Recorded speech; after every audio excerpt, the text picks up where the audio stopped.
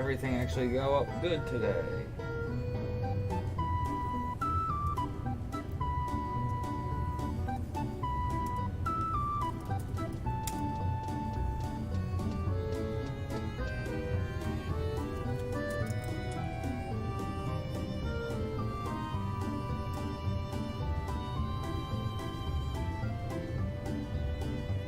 Hey!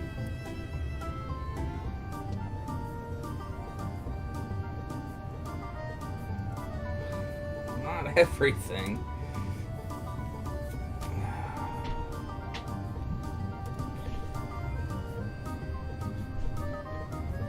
Why? Anyway. This one I think I got everything figured out with YouTube on the way it needs me to do multicasting since they changed it.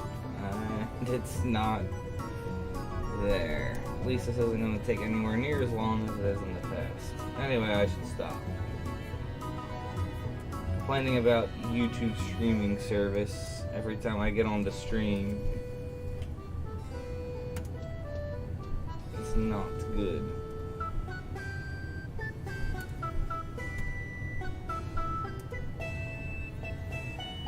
Excuse me?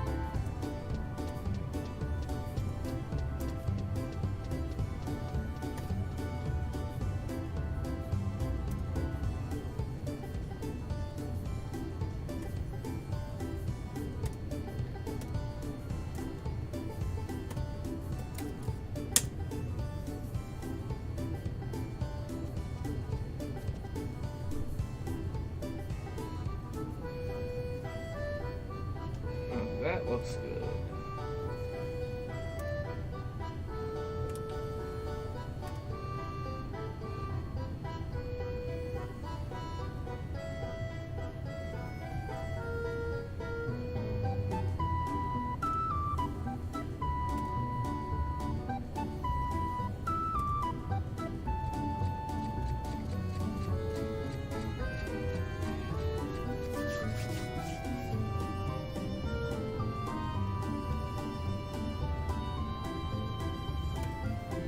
Alright, let's get started.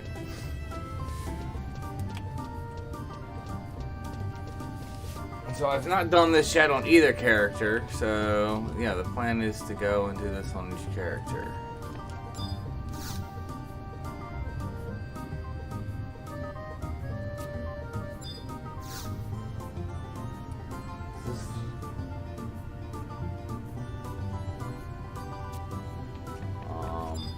Okay.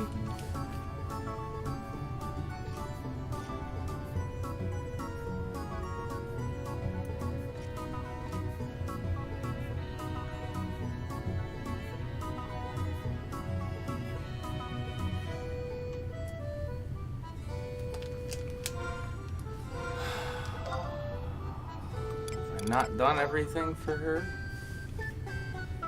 Oh, apparently not.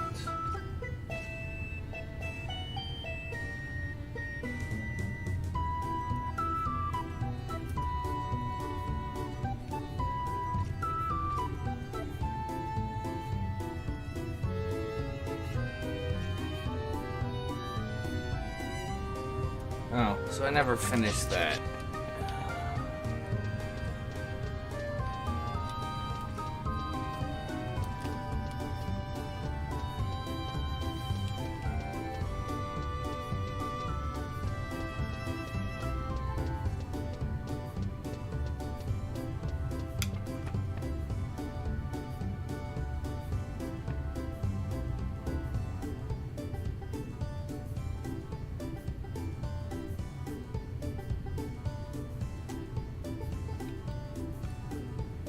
Actually, instead of running all the way out here, in case I don't, it's not the part I'm on.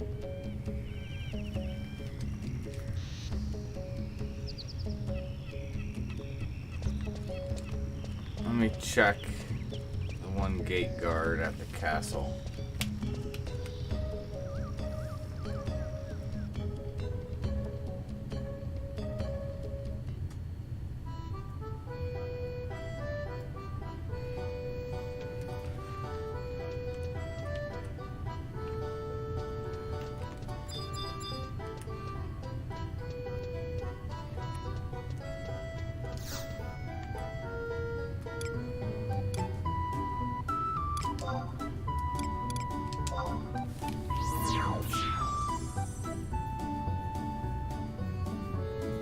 Hey, how's it going, Arrow? Just trying to get Siren. I haven't really been on much since the update. I was trying to think what I should do, and I was like, oh, this would be, I think, interesting. Okay, yeah, that's what I thought. Oh. J10. I remember doing this on cloudchief, but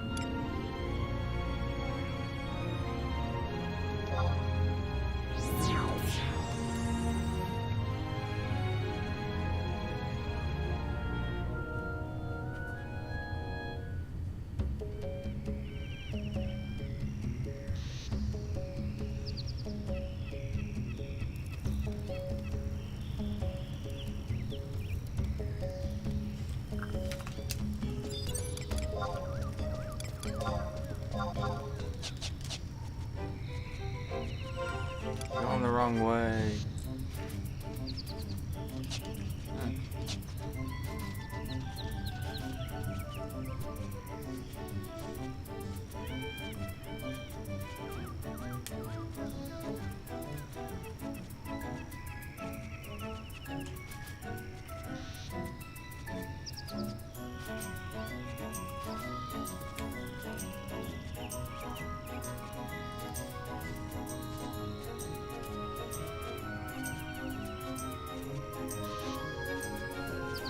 Is Summoner kind of meh? I know I enjoyed Summoner when I played 14, but that was back, last time I played that was Heaven's Ward.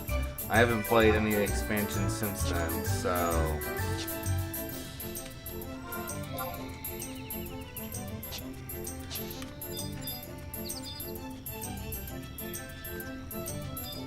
Because I did really enjoy Summoner when I played. It was a very strong job.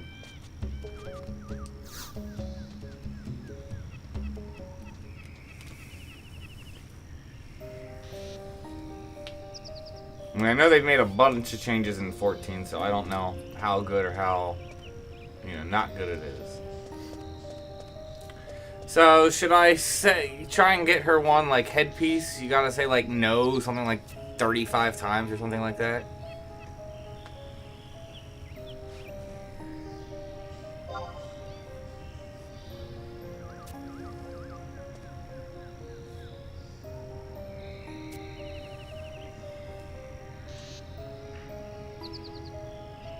Yeah, that is true, that you have, like, 4 summons. And they're even just those, like, little summons. It's not even, like, the actual avatars, like, that you actually fight. Because there is obviously the Garuda and Ifrit fight, but you get this little, like, you get this little guy, like, this big, where you have these big avatar fights where they're bigger than you, and you basically get to summon the full-size ones here, so, yeah. There does seem to be more love for Summoner here.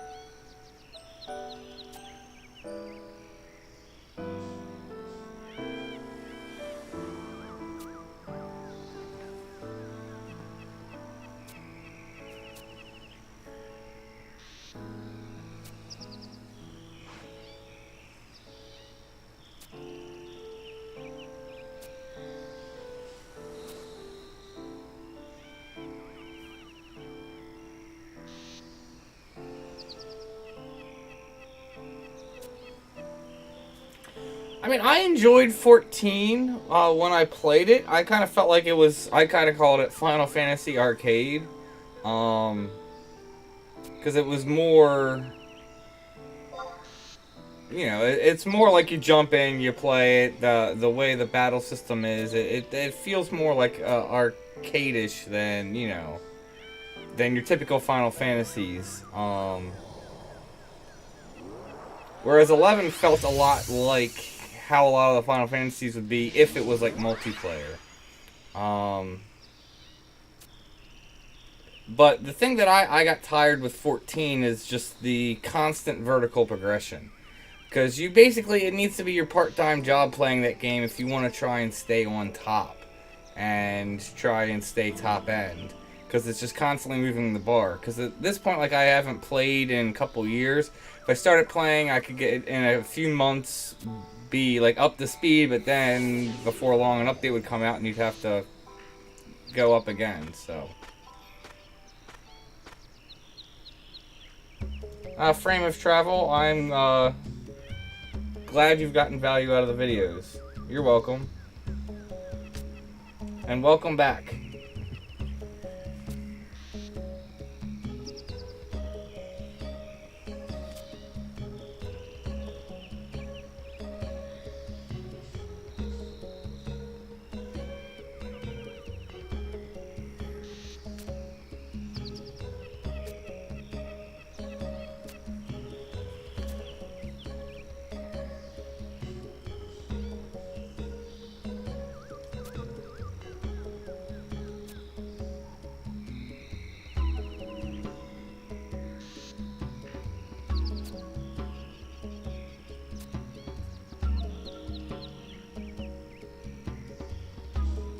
Well, that's good. If you're a part of a good free company, having a good group of people that you like hanging out with, that's definitely a reason to keep playing.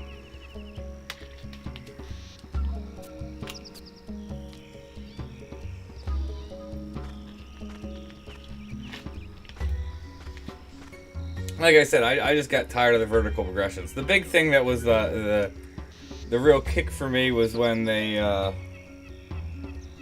basically, I'm trying to even remember what the weapons were called. Like, you had like the Zodiac weapons.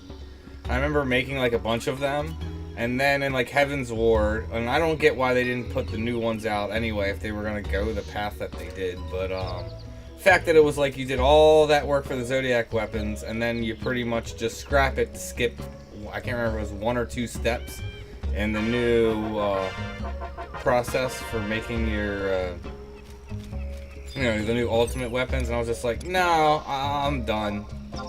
I'm like, you literally just trashed all that progress. Yeah, like no.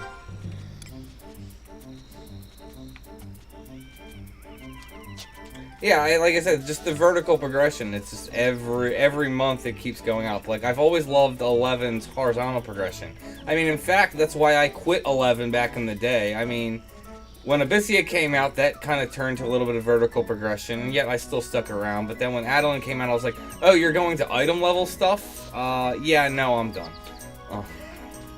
That's why I quit, and then, you know, came back a few years ago, and been enjoying it, because again, it's back to, like, the horizontal progression. It's not less big, oh, all your gears replaced every few months.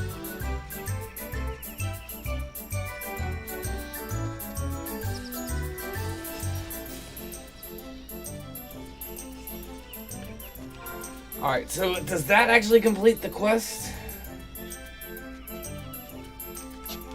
Or mission, I guess that would be.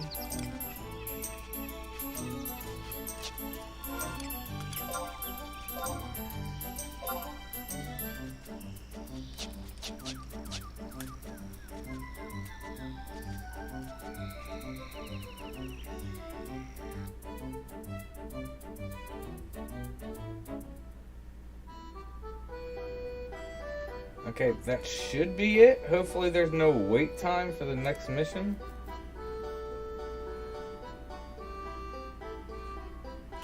Doesn't say there is, but...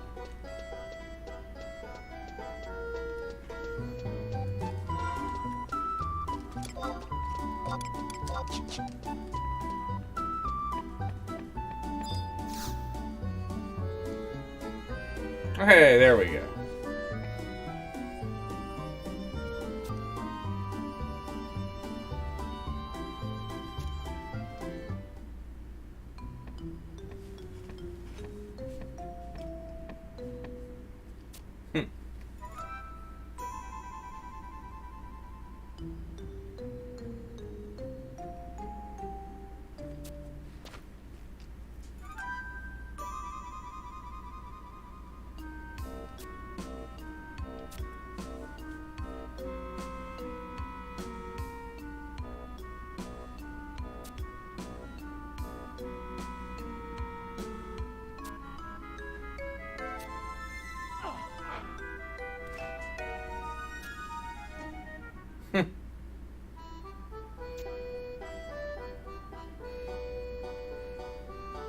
Really?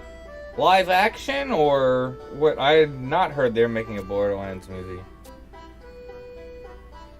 That could be really good or really bad depending on how it's done. And of course, anywhere in between.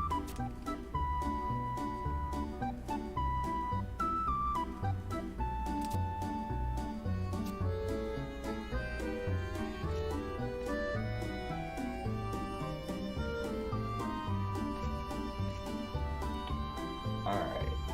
So where do we go to next?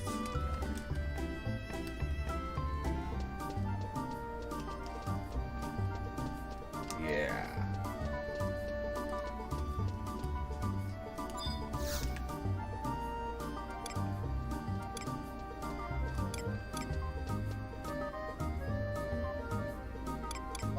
Nope.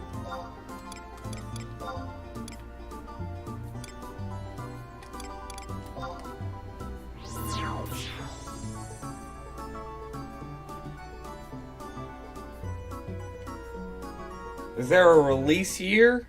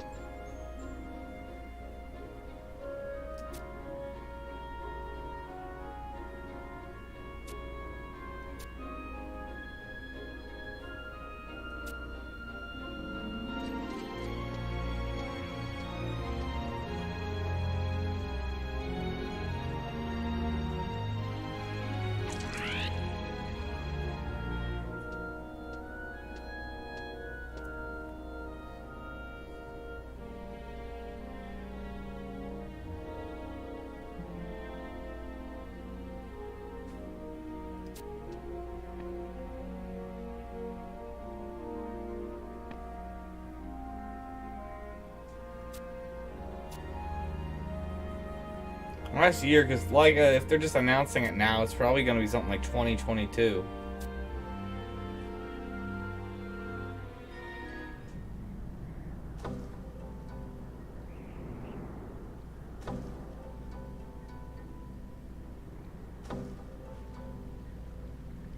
Thanks, White Glint. I'm glad you enjoy all the content.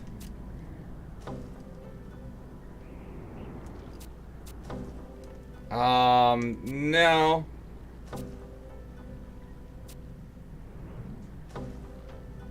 With my horrible pronunciation, no, you don't want me doing that.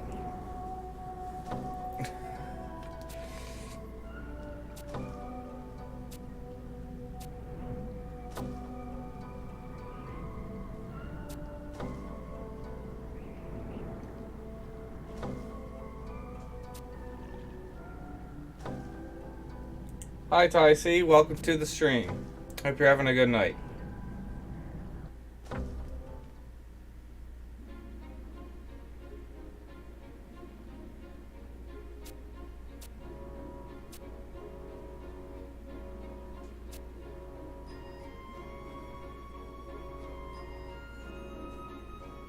Hi, MC Slots. Welcome to the stream.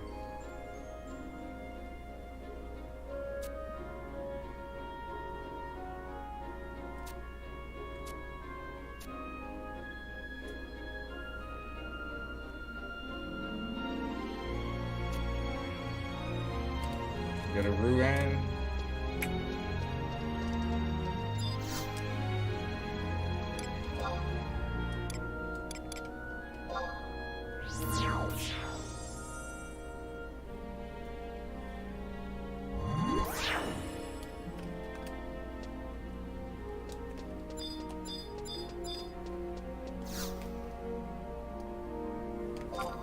And maybe I'd consider reading all the stuff if it wasn't so much of it, doing it in different voices, but nah. I'm gonna pass on that. So going to Sky.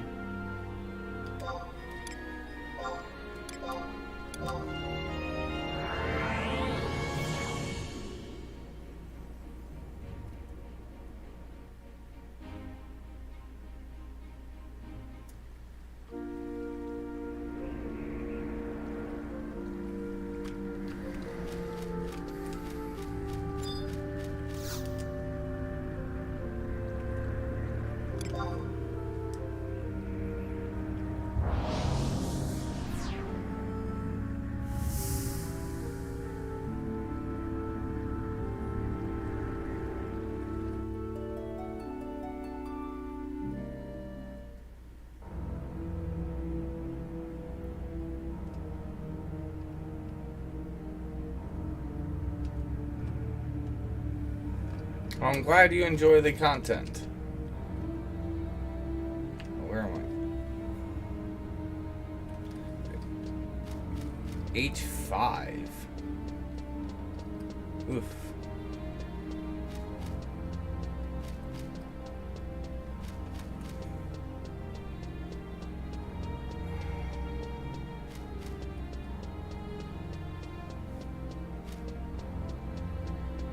Favorite pizza topping? I mean, it kind of depends. It's all what I'm in the mood for. I love just different meats, whether it's sausage, ground beef, pepperoni.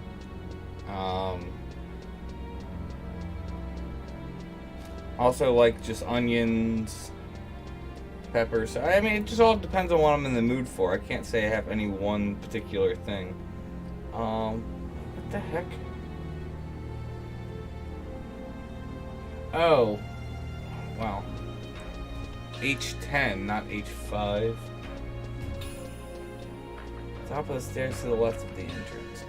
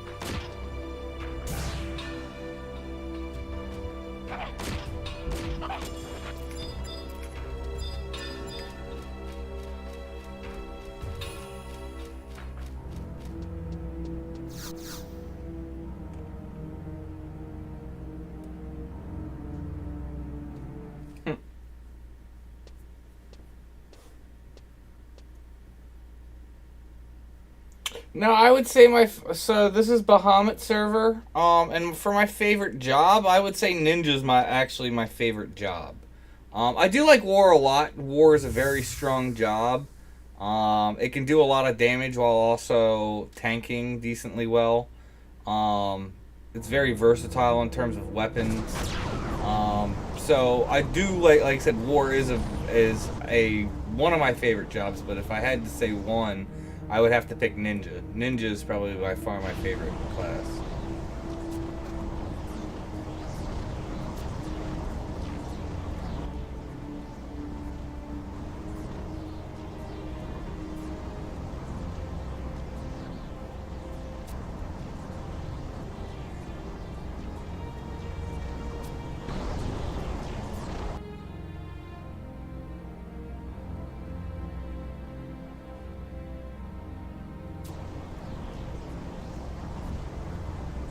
Yeah, Siren is a new summon.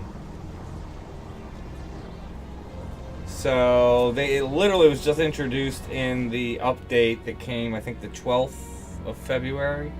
What is this? Quick question. Do you have any vids on recommendations for gear progression after hitting 99? I do.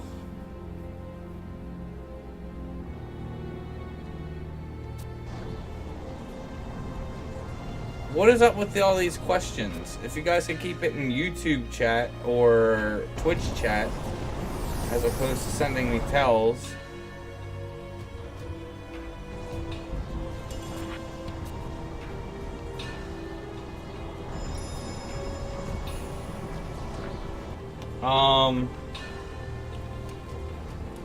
The thing about it is, so I can try and find my video on it, but with the new domain invasion, in terms of gear progression, it's slightly out of date. I mean, it's not terribly out of date.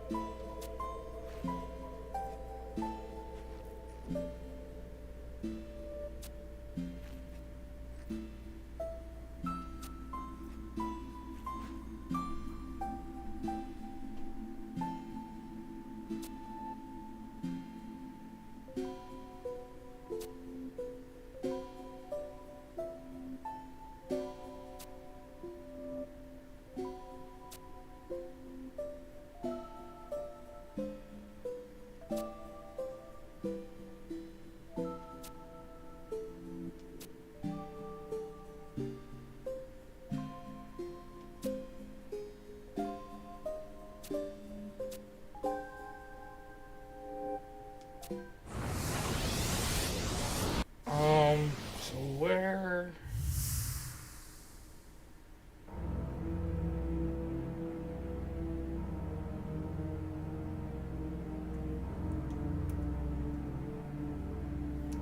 I honestly don't know what the 2 hour of Siren is, because again, I haven't unlocked her yet, and I haven't really done much research. Yeah, the art design of Iroha is nice. Alright, so I gotta go back to Adeline.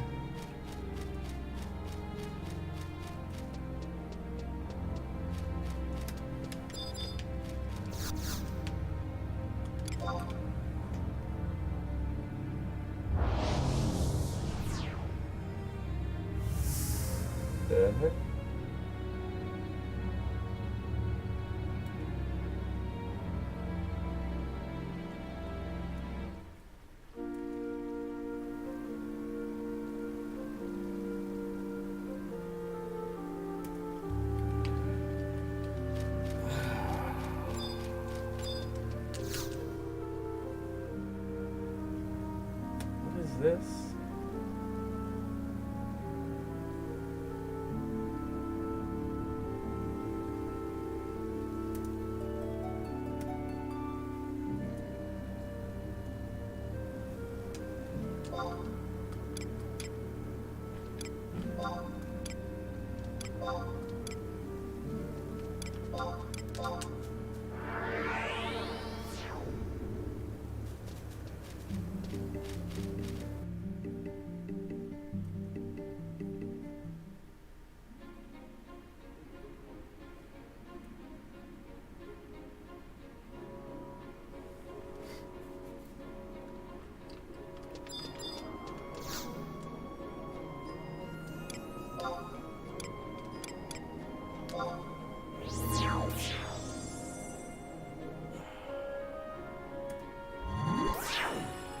trying to think when I did that.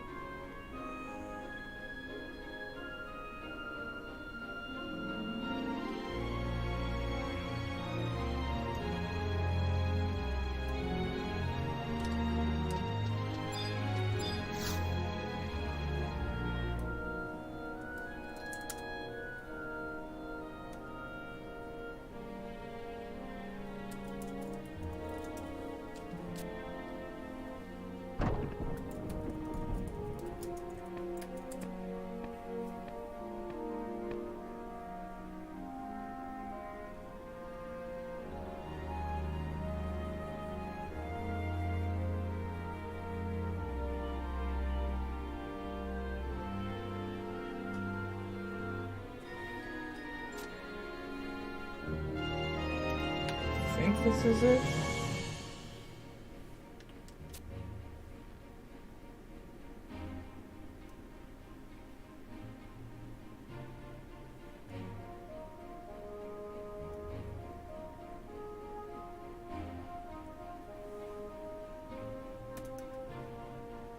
I would have to sit down and kind of go through it, but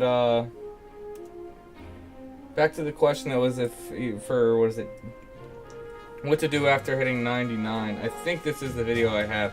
Like I said, it's almost a year old at this point. I need to update it, but it's not too bad. It just doesn't have like the domain invasion gear, which would be an option and stuff. But you can check that out. So what is it?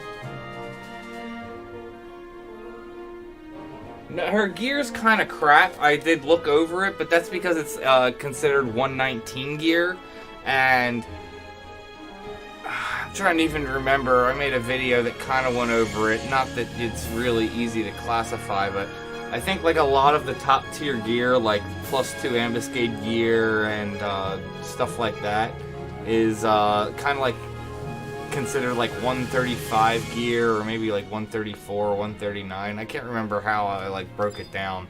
It actually logically did break out at a good thing when I like added the numbers.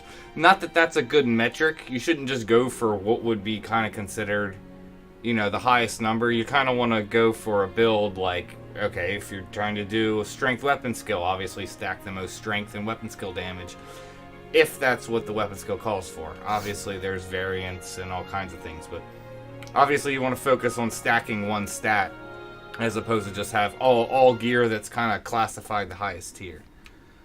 Alright, so where are we supposed to go?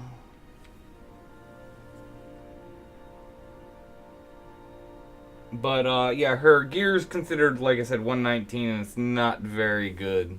I wouldn't really get any of it. When do you think the FFXI servers are going to be shut down? I think they're going to be shut down when it's no longer a profit to them, and I don't think it's going to be shut down anytime soon. They've already said that for the 20th anniversary, which is, what, more than 2 years away, they're planning something big. So I don't know what that's going to look like. So I don't think it's going to be shut down anytime soon. I do wish they would do more to try and bring more people either back to the game or draw in new players. Like the fact that the subscription fee has been the same for, what, 17 years now? Why have you guys not done anything about that? I think they should do something about it. Either give some discount for someone who's playing both 11 and 14. It gives incentive for cross-playing games, just having people play more of their games, which is, I would think as a developer, that's what you would want. Also, potentially just discounting the game. I think you would have more people, like, paying $15 plus a couple extra dollars. I mean, I pay like $20 between mules and wardrobes. I'm paying $20 a month for a 17-year-old game. Like, I mean, that's a big testament in saying how much I do enjoy your game, but I can understand why people wouldn't want to commit that much money to it. I do think they should do something about that, and I think they would make more money overall, especially how they are still updating the game, but very little in comparison to how much you're really paying into it. But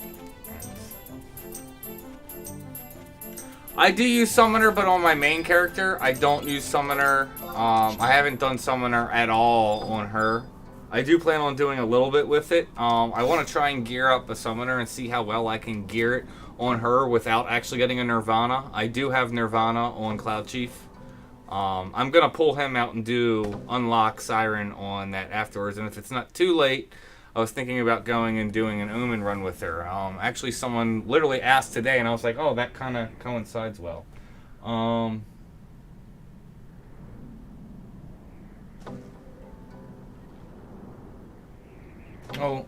yes.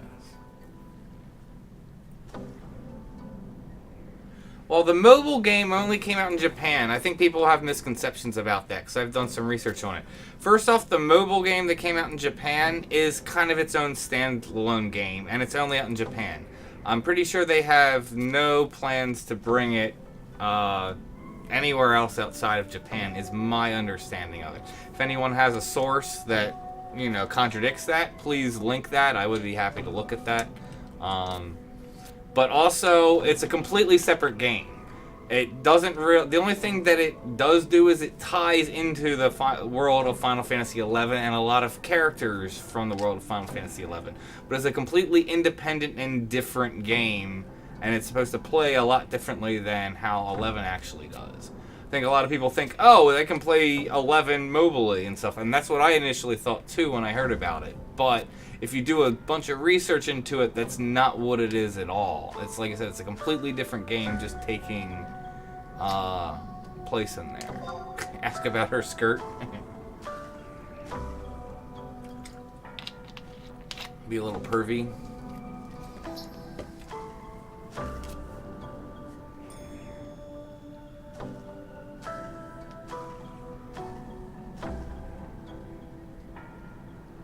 Well, the grind to endgame has been expedited substantially, especially in the last 2 years.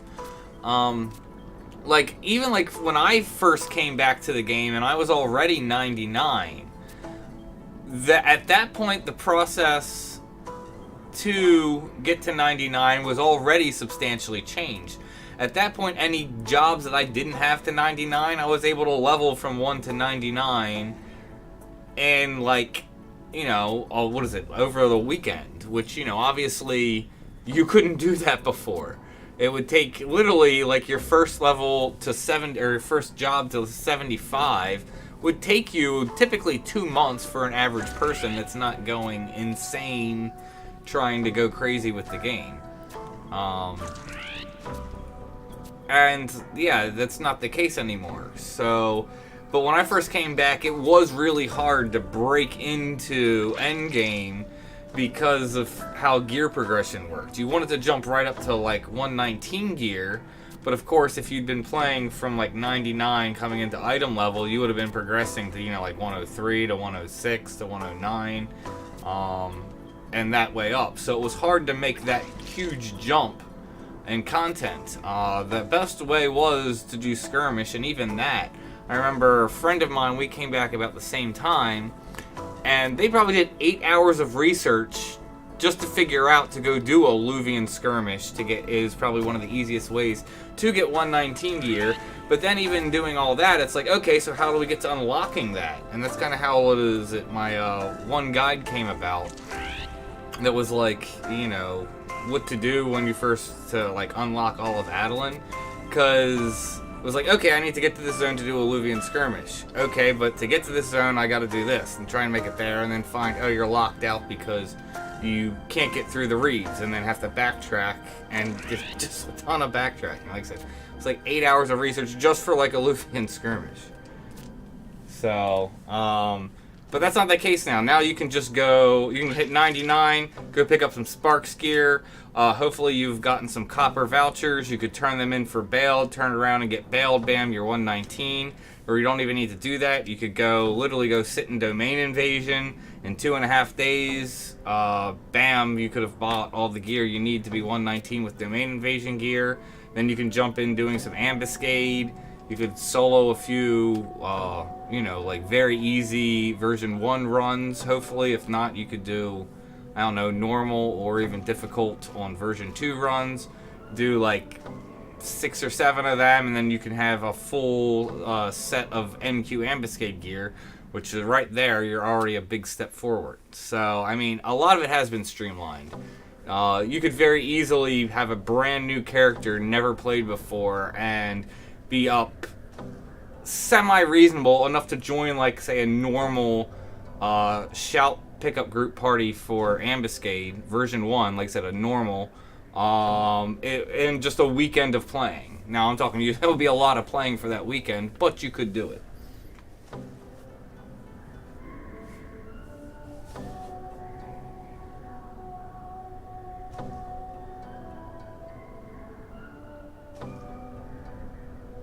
Interesting. I hadn't heard of anyone who actually played the mobile game. But yeah, like I said, it's supposed to be, from my understanding, nothing like 11. It just takes place in the world of 11.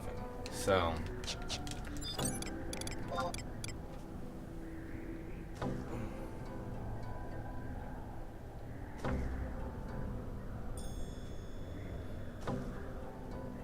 yeah, I mean, there is a lot in terms of, like, you need to try and do all the missions. Like, you need to finish all of Zillerts, you need to finish all of COP, and get a good bit into Adeline, plus do some Wings of the Goddess and Whitegate, just to try and get through Rhapsody missions. And you want to try and get through Rhapsody missions as soon as possible, because it gives you access to endgame zones, gives you access to, like, NMs and gear, it gives you access to getting substantially more XP and CP. And yeah, I mean, there is a grind in doing all that stuff, but I'm just saying you can get somewhat, you know, decently geared, and at least up to the point where you're starting to ease into endgame within a weekend. It's, like I said, it's nothing like what it used to be.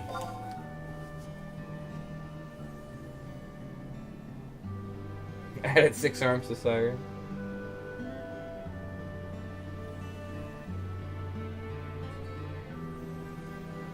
I think that was the thing. I think it was trying to be nostalgic bait. I mean, like I said, I don't know. I don't know a ton about the mobile game beyond what I've already said. I basically gave all the info that I'm aware of about it.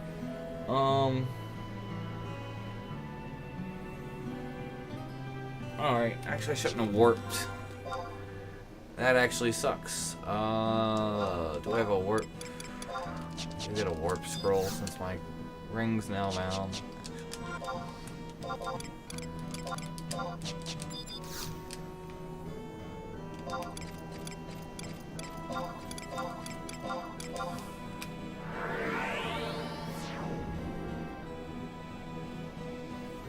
I don't know if it was called Grandmasters. I thought that was something else. I don't know.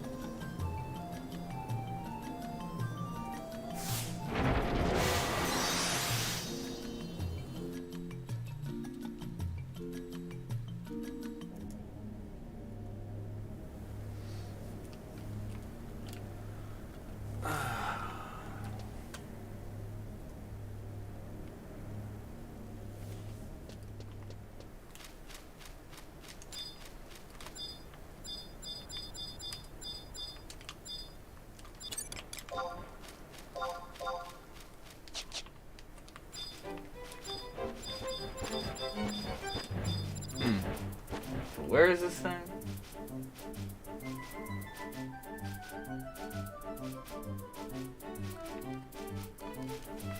Oh, it's gonna be... Oh, might as well go around this way at this point.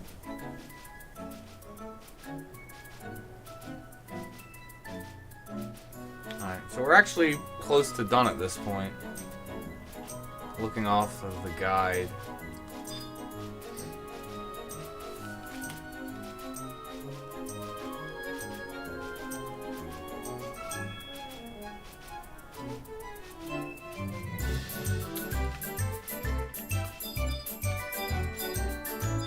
I wouldn't say they're milking it at this point. Honestly, the game's actually going stronger than it was a few years ago. There's been a large influx of players lately. What?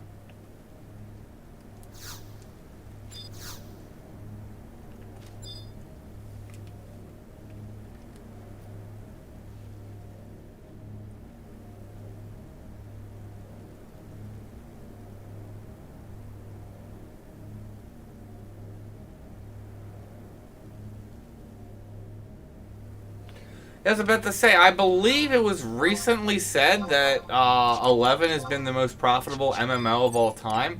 Granted, that it does have age, you know, accounting into it, into its profit margin. Because the thing about it is, like, if we say we have 14, or even like WoW or stuff like that, if they've been up for as long as 11's been up, you know. Like I said, I can't remember the metric, but I believe that, yeah, this has been one of the most profitable MMOs of all time. I can't remember what exactly. I might be saying some stuff that's inaccurate to what it is, but there was something about 11 that it was one of the most profitable games just ever. But like I said, one of the big things about it is, you know, how long it's been up. Time on its side. I mean, at this point, they have like a staff of like 6 people maintaining the game. I'm pretty sure subscription costs are way more than paying for their salary and the upkeep of the servers. There we go. Need to be from my home nation. I don't even think it's just the most profitable FFXI game. I think it was something like it's been the most profitable. Well, let me see if I can find. Whoa, trippy kind of cutscene.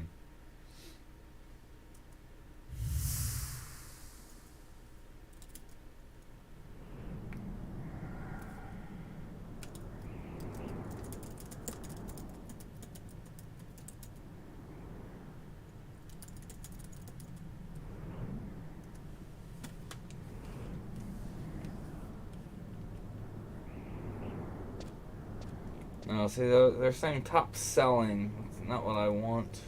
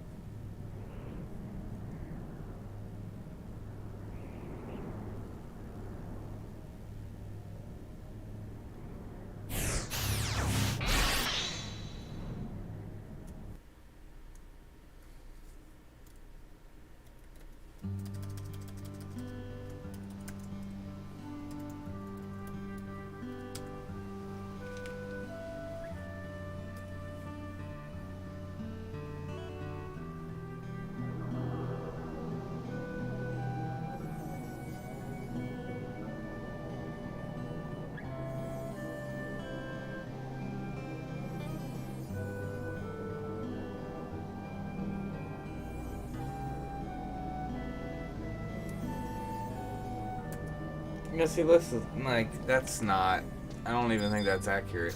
At least what metrics they're using. Don't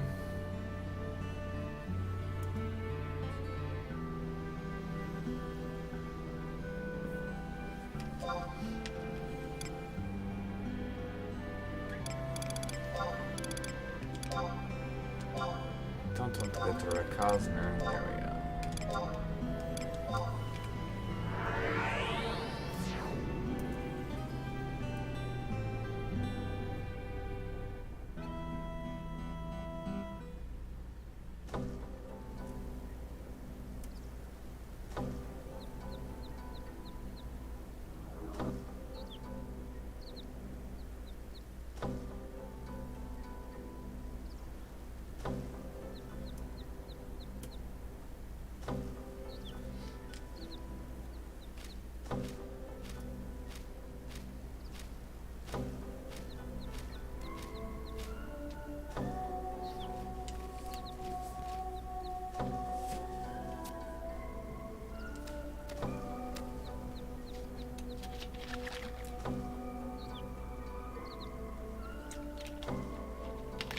Alright.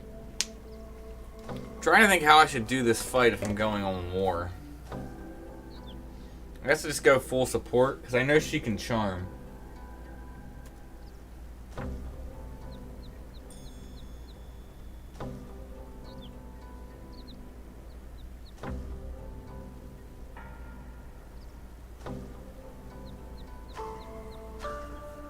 Because it caters to a completely different audience. Well, yes, there are a lot of similar art design. There's a lot of similar things. Like even they've literally ripped sprites I know from 11 and put them in 14. But the thing about it is they're two very different games. Just how they function, how you actually progress in the game. They're just very different. And, I mean, think about it not so much from where you're coming at, oh, it's like the company has two games that are kind of similar and they're kind of like competing for the same market. But think also if you're a company, why wouldn't you want as many assets as you can bringing in money? And to me, it seems like having more assets rather than less makes sense, especially when you have one that's basically, you know, almost running on autopilot at this point. Like I said, in terms of profit, I'm pretty sure it's one of the most... So, if you literally have one of the most profitable games, and I want to make it clear, like I said, some people might turn profit in, like, how much money has it brought in. How much money a game is made doesn't necessarily equate to profit, because you need to put in costs and stuff like that. That's why I'm pretty sure 11 is one of the most profitable, if not the most profitable game, because it's still pulling in a substantial amount of money. Like I said, I know for me, I'm putting almost $20 in every single month just to continue to play the game. Some people have, you know, what is it? They're literally 6-boxing. So one person's paying like $120 a month in subscription fees. And then some people have been doing maybe not that much, but again, there's been substantial amount of people that are paying money out month after month after month. Not to mention, originally you had to buy the game. And you had to pay money into that. And in terms of, again, costs and everything and how much money it's actually made, I'm pretty sure it's high. So why would you shut that down? Why would you be like, oh, well, we have something similar, even though this is bringing us tons of cash, let's shut it down? It doesn't make any sense.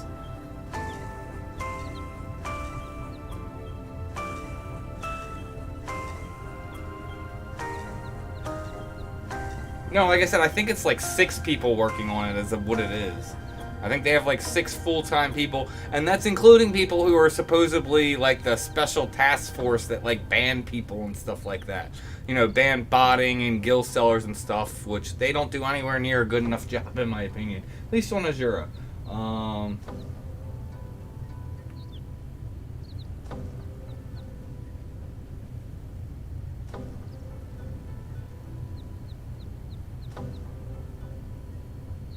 Like I said, I don't think 14's a bad game. The problem with I have it is it's basically a full-time job to stay top end in 14, which is why I don't like playing it. I don't like the vertical progression.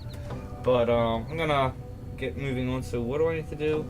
Examine the glowing spot at H7. I don't think that's where it is. So it's actually at H8.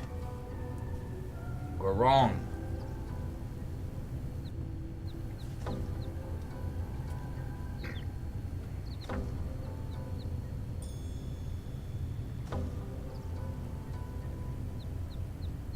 Yeah, why would it not be? I mean, what do you think electrical cost is to keep up? Here, how many servers is it? I mean, I don't know how many actual physical servers, but knowing actually how... Again, think about how old the game is. I could run this... Like, the game used to run on PS2. I know they've made advances and stuff where they canceled it. But again, think how much technology has come. The fact that there's... Was it 1, 2, 3, 4, 5, 6, 7, 8, 9, 10, 11, 12, 13, 14, 15. There are 16 live servers.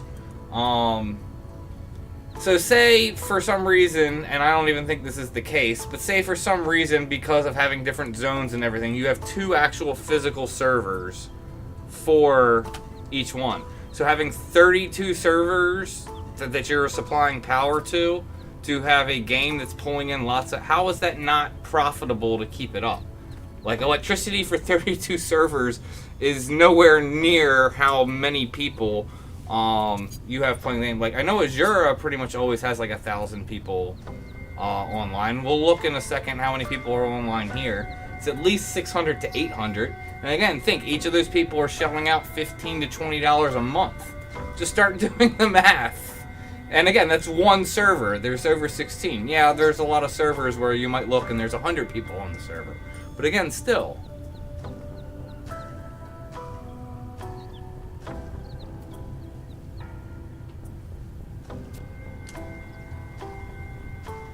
I don't understand how you don't see this as not profitable.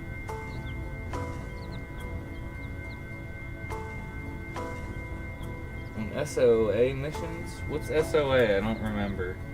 Why am I talking?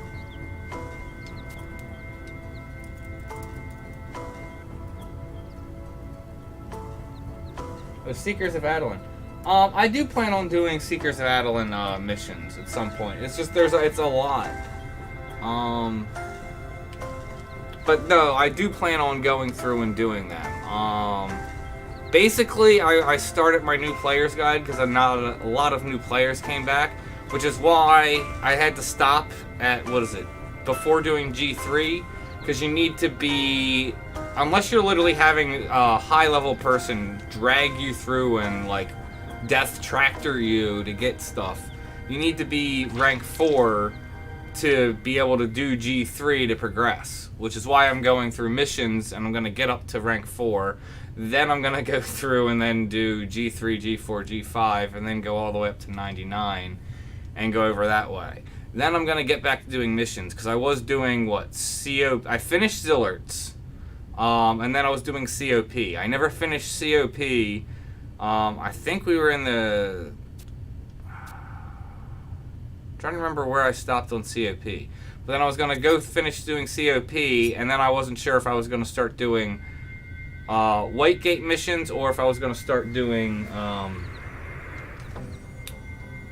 Adeline missions. But that is that is on the plan and on the agenda to do. It's obviously, like I said, it's a lot. I wish I could do this as my full-time job, and then I could be getting out a video like every single day.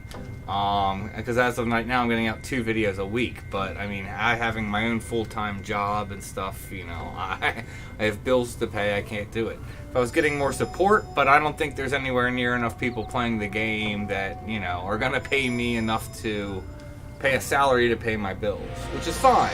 I actually am not I'm not like these people that stream and ask for donations. I mean, if you want to donate, that's great, but I don't want to ask for donations. I don't feel anyone should be required to give me donations. If you want to donate out of the goodness of your heart, it's muchly appreciated. But like I said, I don't want to ask for that. Actually, you do need to do Seekers of Adeline for this avatar. You need to... That was the whole thing why I couldn't even start the quest. I mean, heck, the characters that are interacting literally in this cutscene right now are key characters in Seekers of Adeline. So, yeah.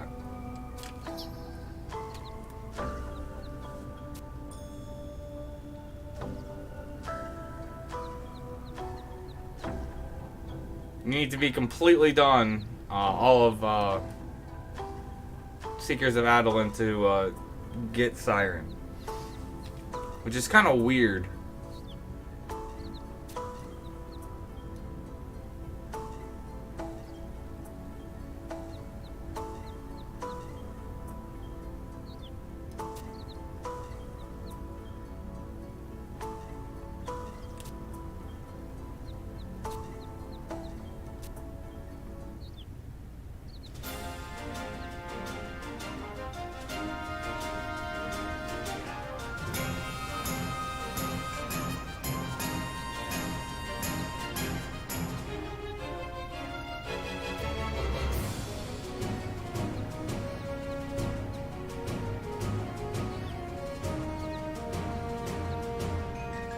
I'm not sure what you were asking, Alex. Does that include the quest after Zillard COP?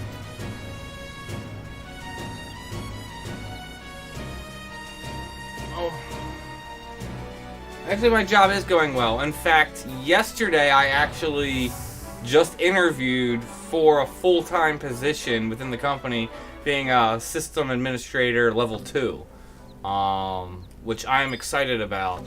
They did say, just with how things are progressing, not to mention I'm on a current project, that it's probably going to be a couple months before they're going to make a decision on anything.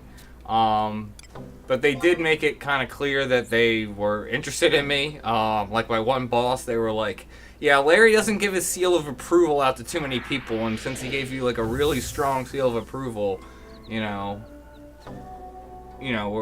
talking to you, and like I said, made it clear that I think they are very interested. So it's probably going to be a couple months though, because I know I'm going to be at least a couple months finishing up the project that I'm on. But yeah, getting. Oh man, I don't have a Pugru. But yeah, definitely I'm excited for do this. So yeah, so the job's going really well. So Arthur, I'm not sure what you're stuck on coalitions. You shouldn't have to do too many coalition stuff just to get through Seekers of Adeline. Now, if you're trying to do coalition stuff so that way you could get either Idris or, I can't even remember, the Rune Fencer, that's a different thing. Alright, let's hope she doesn't charm.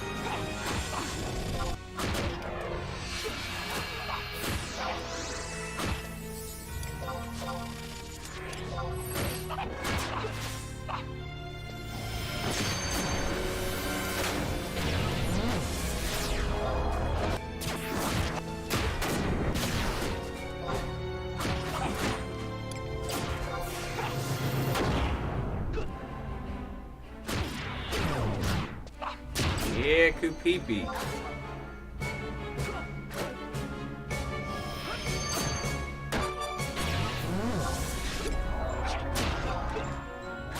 Top of those races.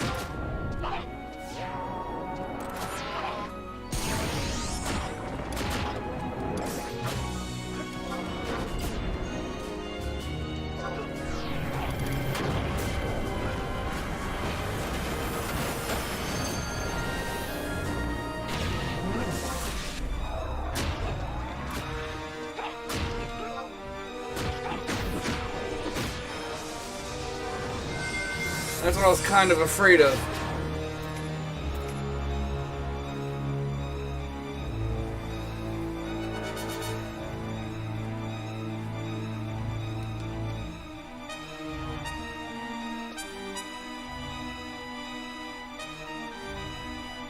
Especially the crappy part is I'm now losing all my songs.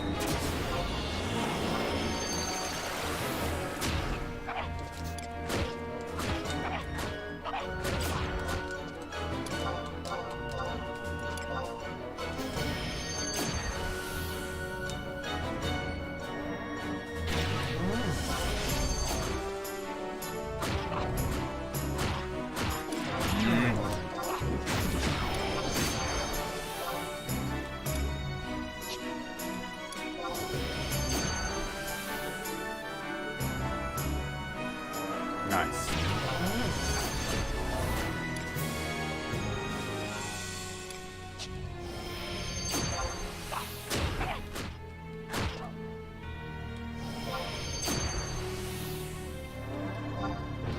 That sucks.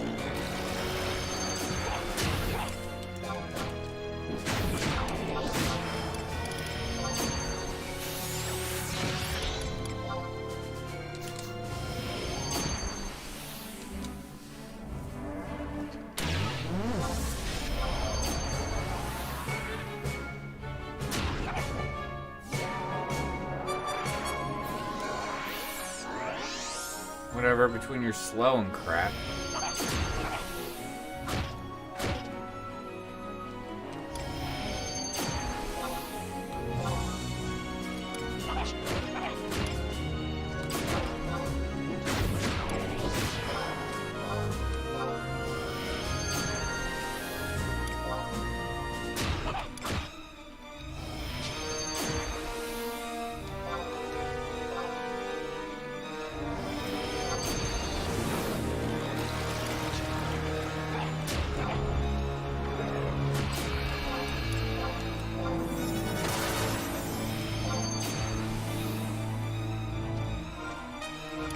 Do I have anything to heal?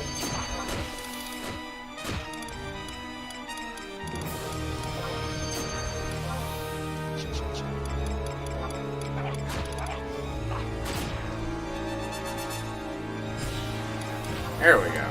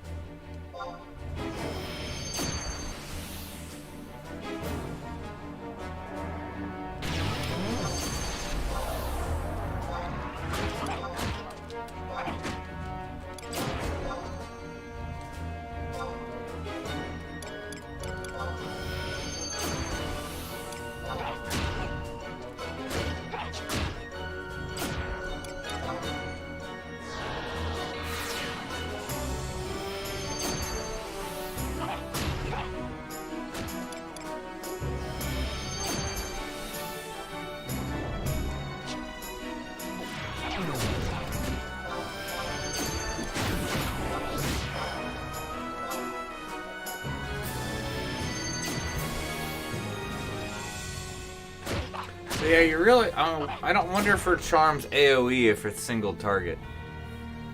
Guess we'll find out when I do with cloudchief, because I plan on coming out on the summoner. Which then it shouldn't really be a problem.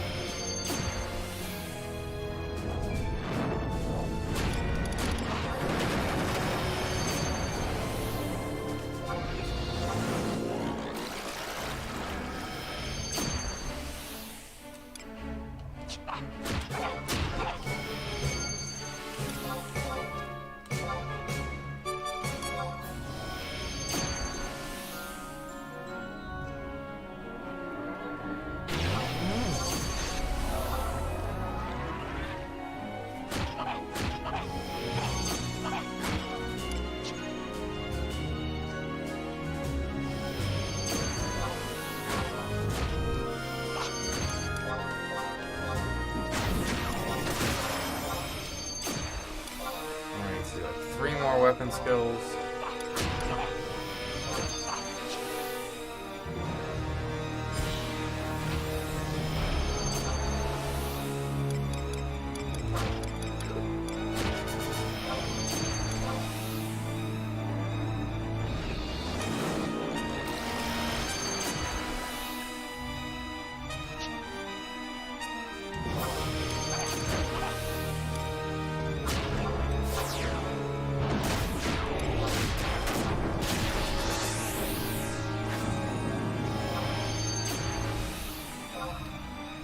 Bad on that cast.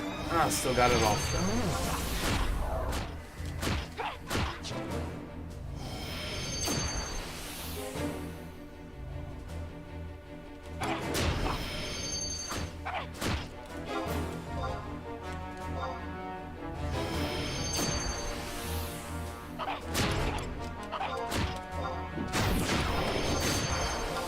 1 to 2 more weapon skills, we should be fine. Especially if Elegy wears off.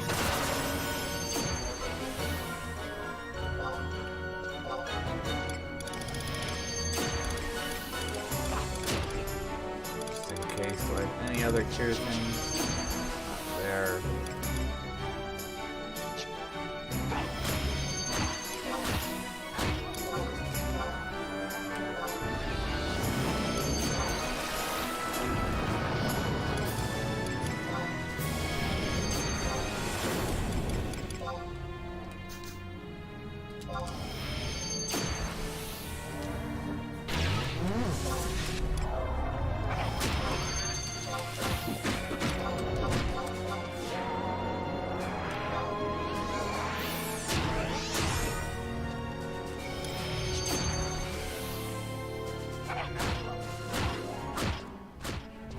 Close fight, but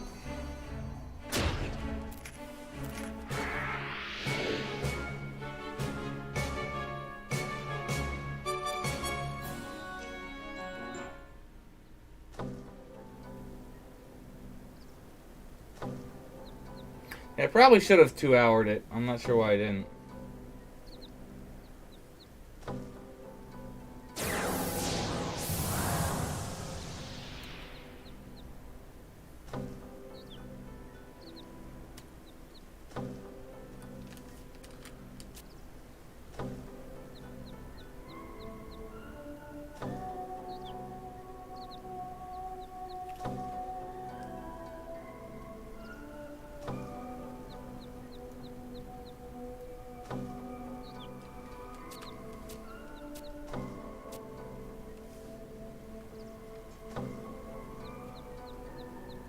you know, like, that might be the best weapon, but even then it's kind of meh. So if you have songs, you get 10% critical hit. Outside of that, it's just eh. Like, yeah, no. And I guess if you want an elemental siphon build,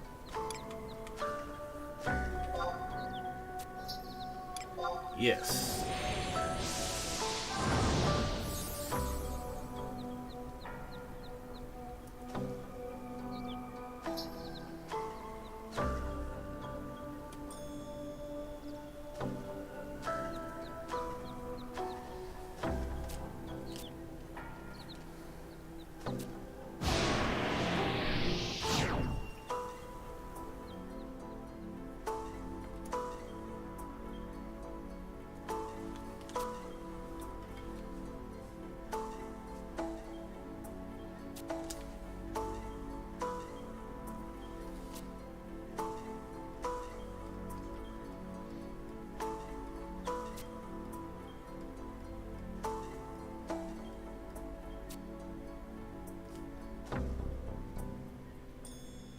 Cool, so she has what? Siren and Fenrir? And obviously Carbuncle, but... And then I think a few, obviously elements too, but that's...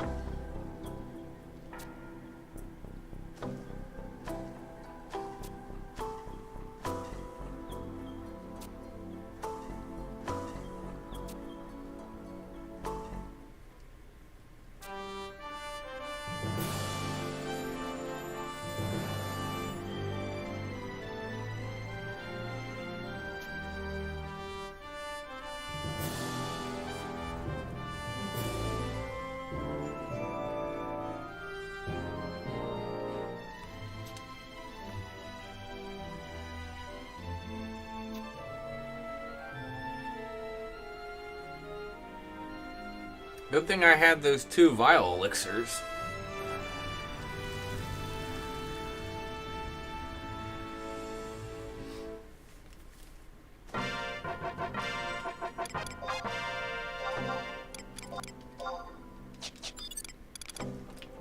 Actually, why do that? It's just gonna be better to use a...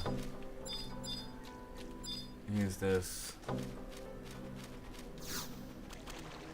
Alright, sweet. So let's go do it again real quick. We should do it much faster this time. Now I know exactly where to go.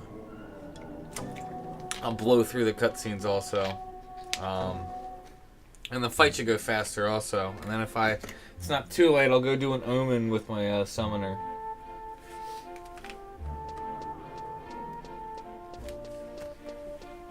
Alright.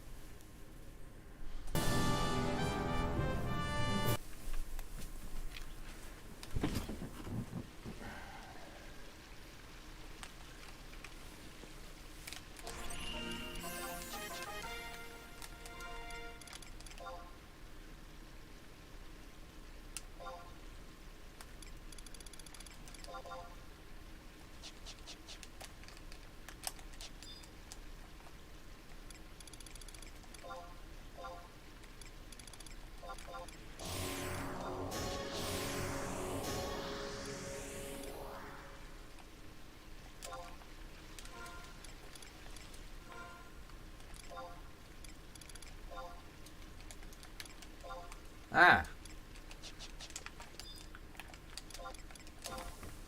Why that didn't go the way it did, but alright.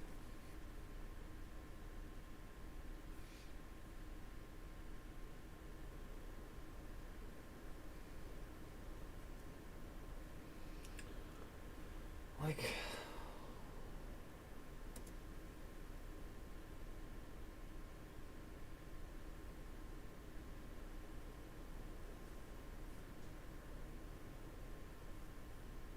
doesn't make any sense, but okay.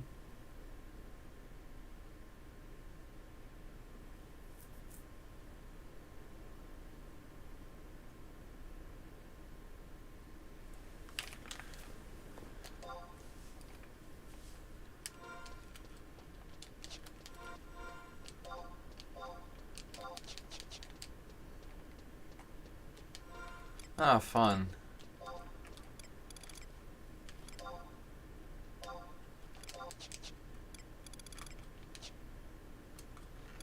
That's why I like to turn off shouts for when I'm streaming.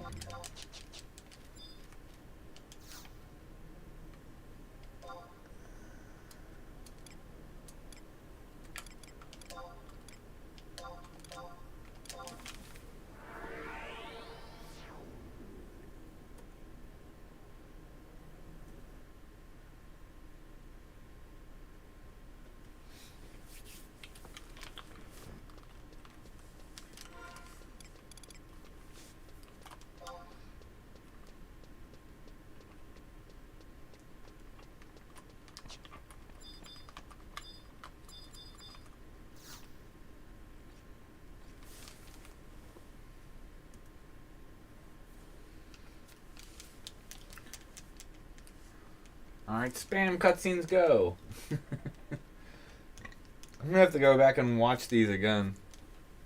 Because I was busy talking to chat through some of it. Luckily, it's recorded now.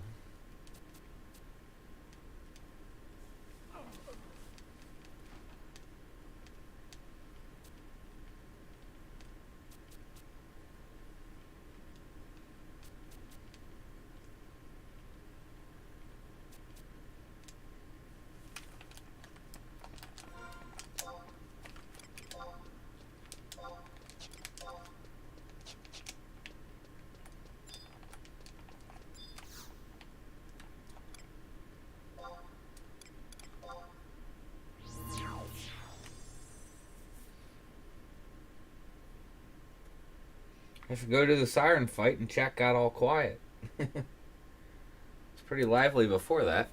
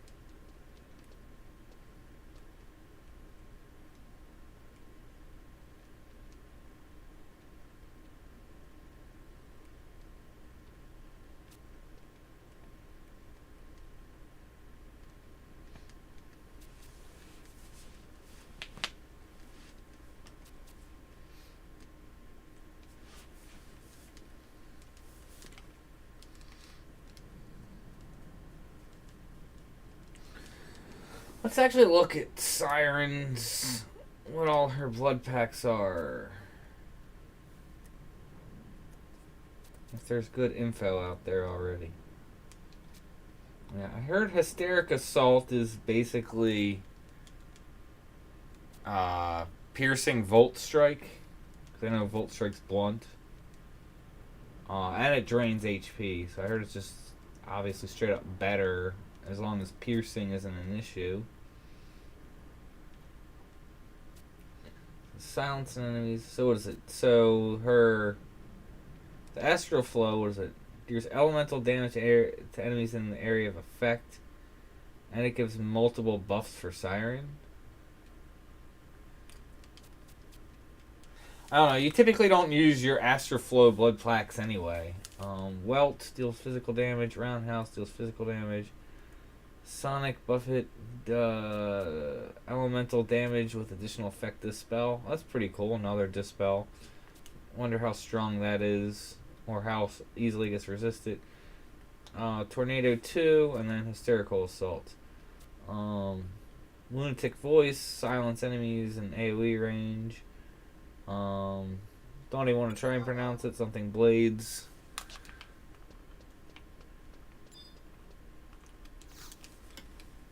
And that gives N Arrow. Chinook gives Aqua Veil. Don't we already have one that gives Aqua Veil? Or maybe not.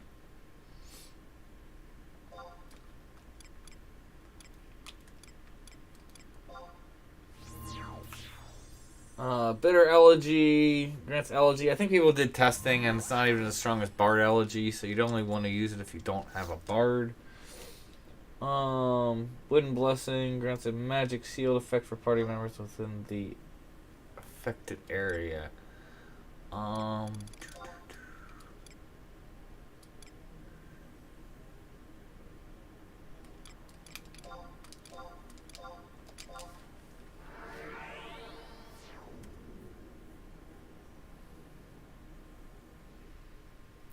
Duration was affected by summoning magic skill at the time of use of wards. The magic shield effect acts as a phalanx like effect that only reduces magic damage.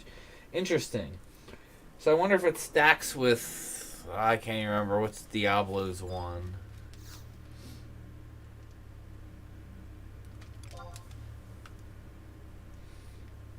There's Dream Shroud. That's what I'm thinking of.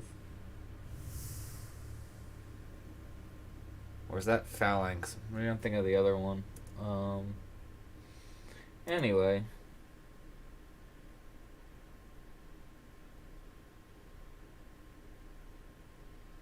Dragon is awesome?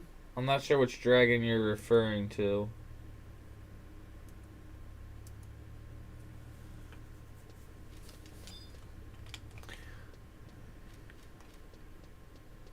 Oh, actually, yeah, now I know which dragon you're talking about. Yeah, he is pretty cool. He definitely has a cool design and very unique from any other dragon I've seen in any other FFX or just FF game.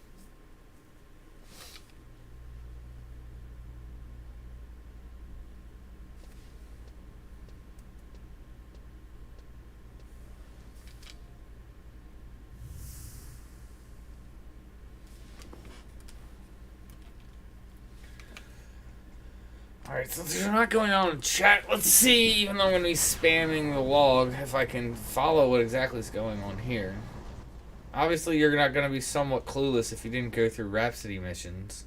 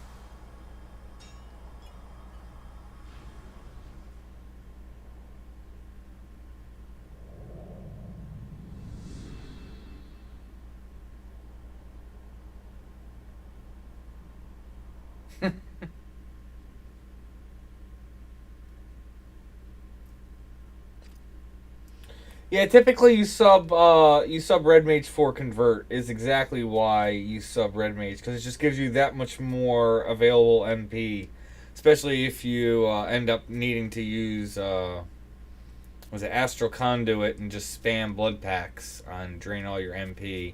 It's good in emergency pinch. Scholar can be really good if you're not worried about that. Scholar or White Mage is typically the second go-to if you're not worried about MP as much, depending on what you're doing. Mainly because, you have access to cures and Enna spells. Scholar, has access to a decent amount of different things that you get more than just White Mage, but then you're relying on arts and stuff. I haven't really used Scholar too much. I typically stick with either Red Mage or White Mage, or even Black Mage, but Black Mage typically more if you're going to be like warping a lot and doing something. But typically Red Mage is the go-to, strictly for refresh and convert. Just, Summoner's all about the MP. But if you play Summoner right, especially with the only time you really need convert is if, like I said, you're 2-houring. Otherwise, you shouldn't really run out of MP if you're using your siphon and you're geared well. Wait, am I done here? So now I need to go to... I can't remember. Alright, so no, back to Adeline.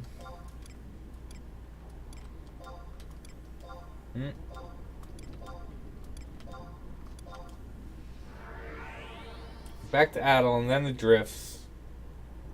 Then I'll teleport to Mia. And then we go do the fight.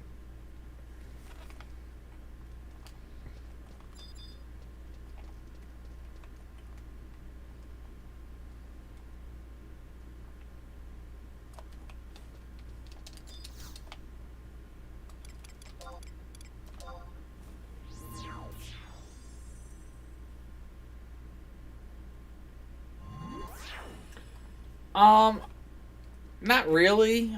I'm sure you could like set up for it, but typically if you're gonna really want storm weather, depending on you would want to try and rely on someone else. Just having it for yourself, especially since high level scholars at this point get with tier 2 storms, so it's like having double storm like gales or something like that.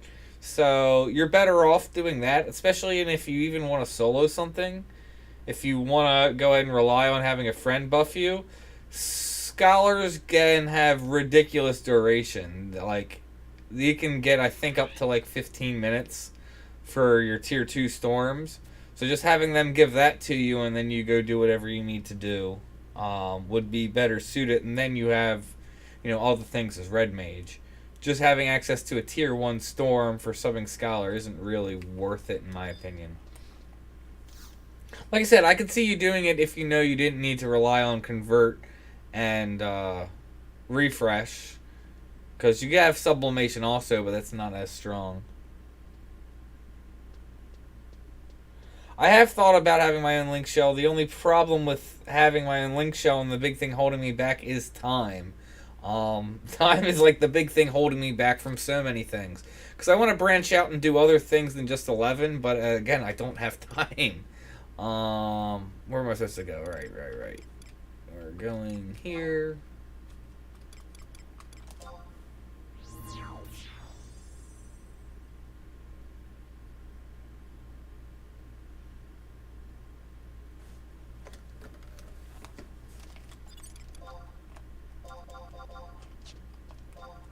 Actually, that's south, I remember.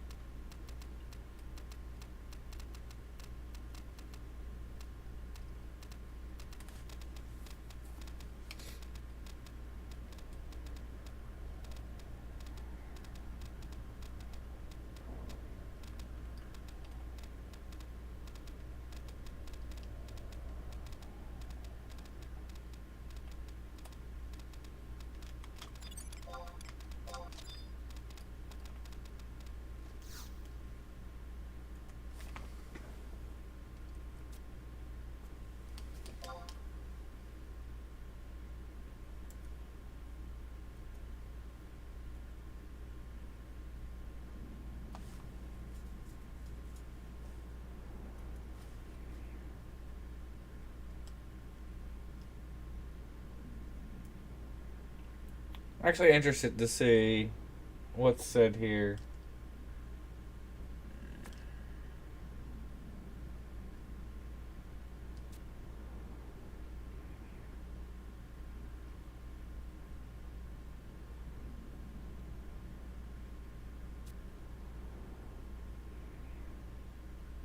Let me see. Or see.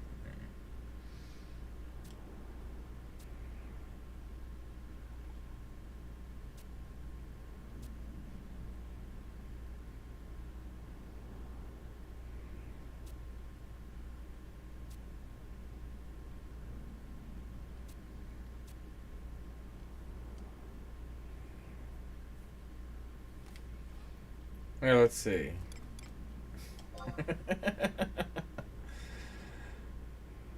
I'm just interested what response you get out of it.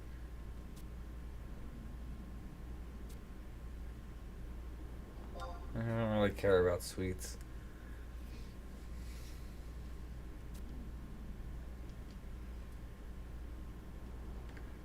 I didn't really go anywhere with that.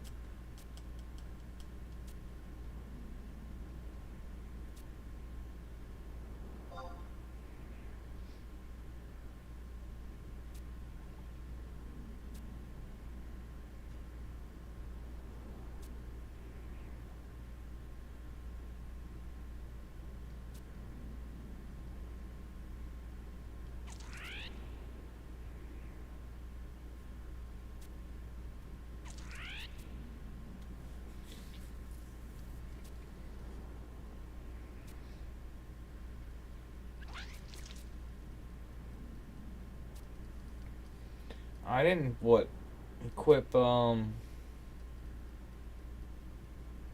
I didn't equip the ring, I don't think.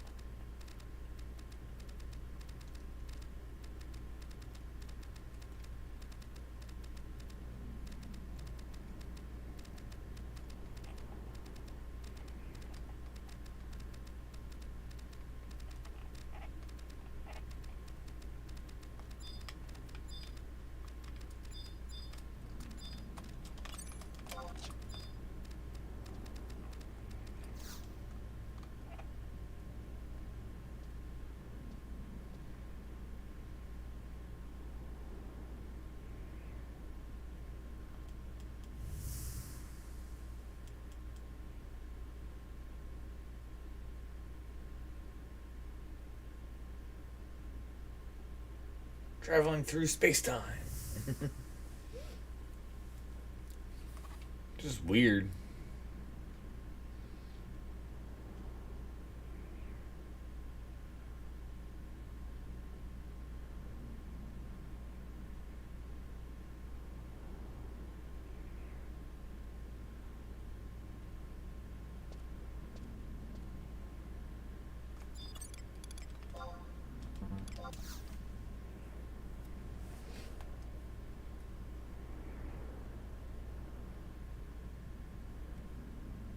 Alright, yeah, we got through that substantially faster. We also had one less very long cutscene to go through, but...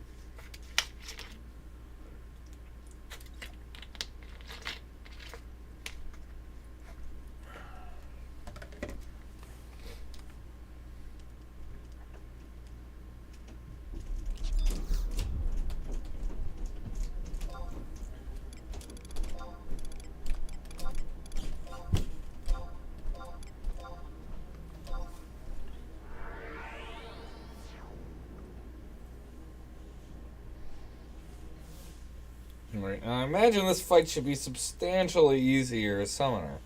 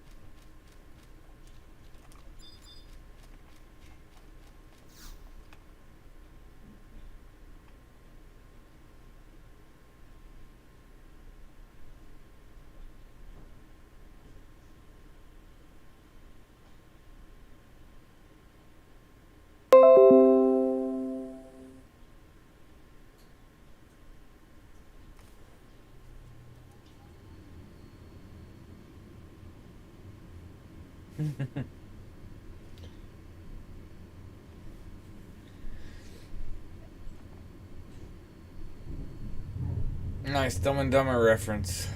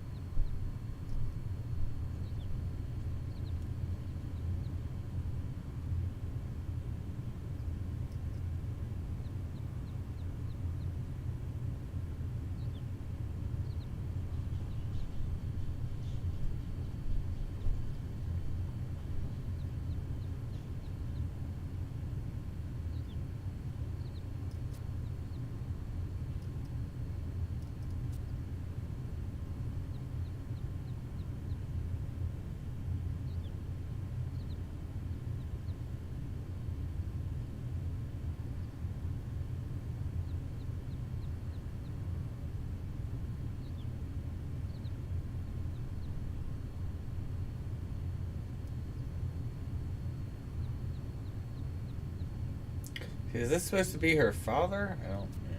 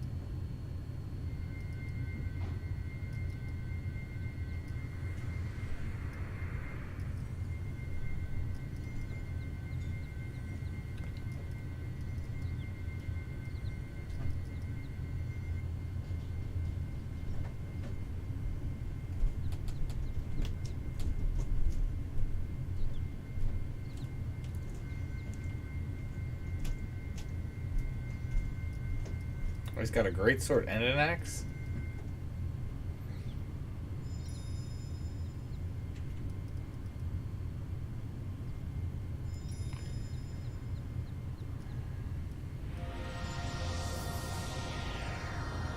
Guess I was distracted because I just did this cutscene and yet I don't remember taking this long.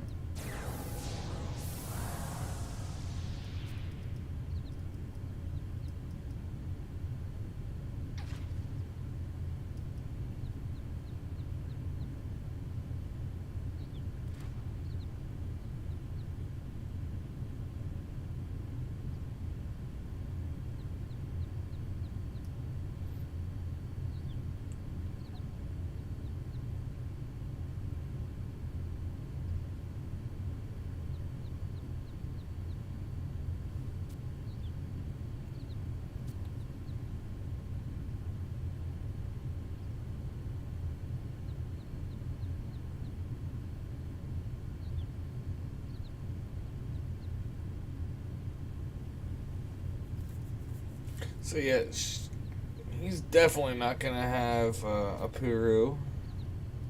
If Caulifla didn't.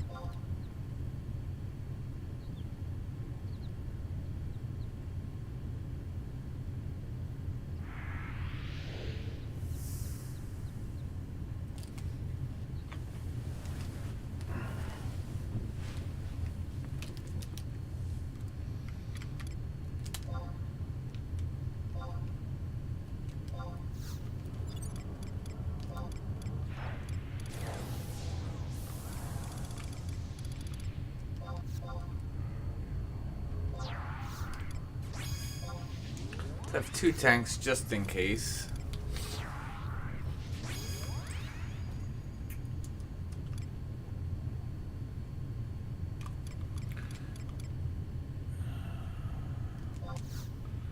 I'll go double healer also.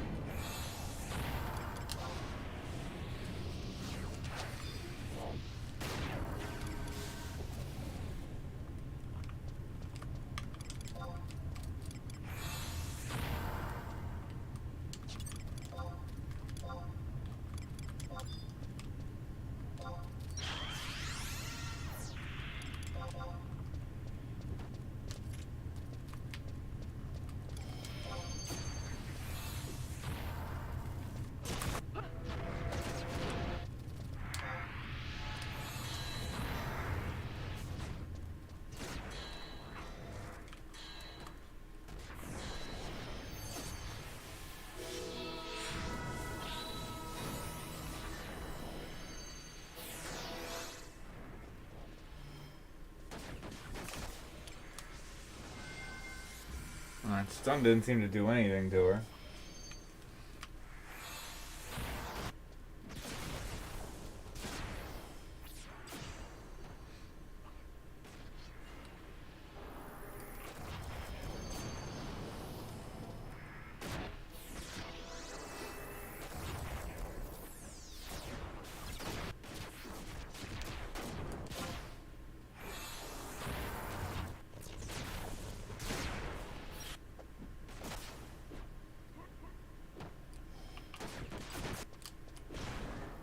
Out and somehow it's like a conal or something.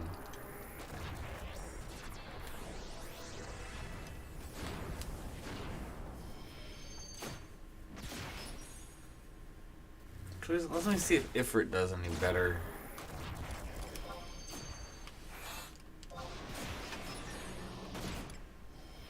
See how Flame Crush does.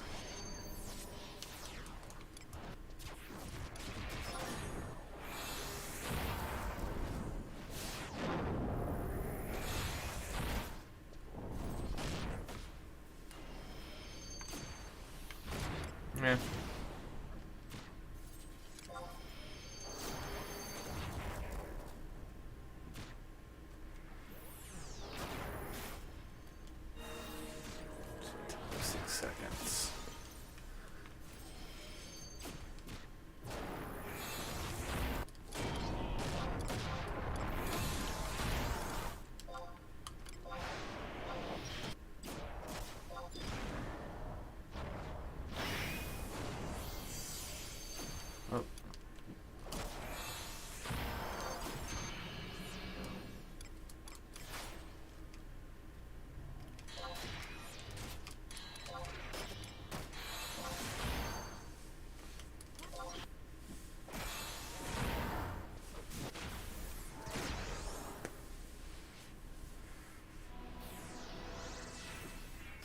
Well, looks like Flame Crush was better.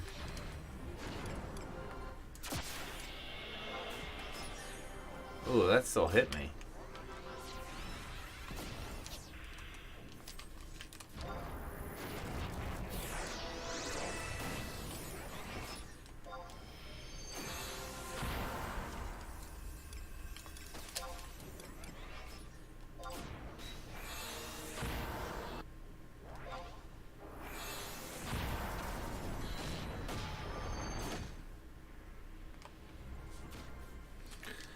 Numbers are all over the place.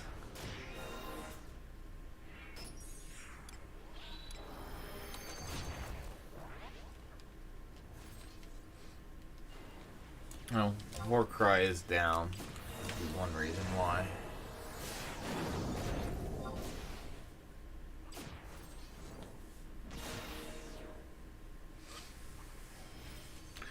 It still kind of just sucks.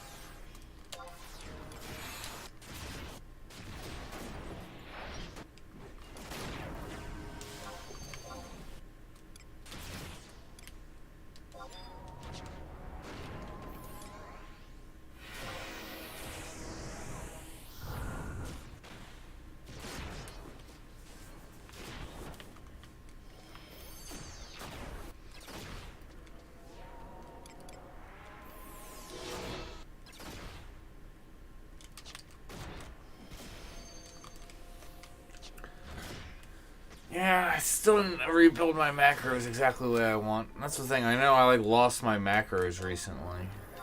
Spent some time rebuilding them. They're still not the way I want them.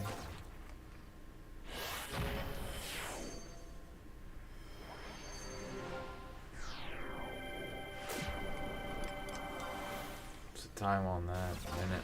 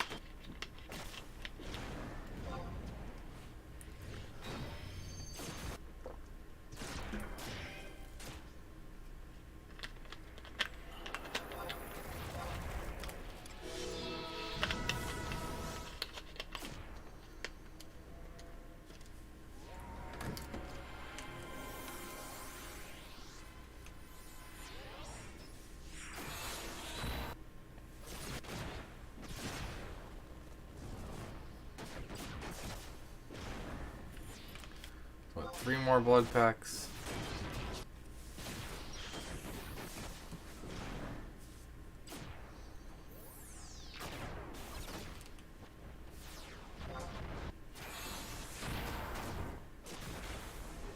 If even that.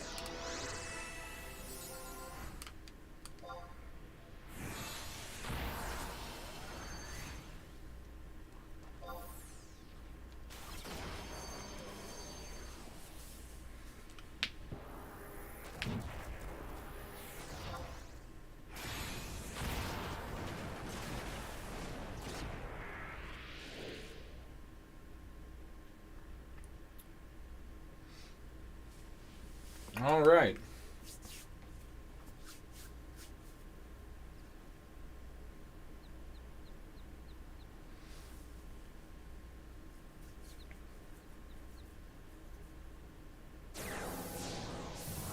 So now I gotta sit down and make macros for her.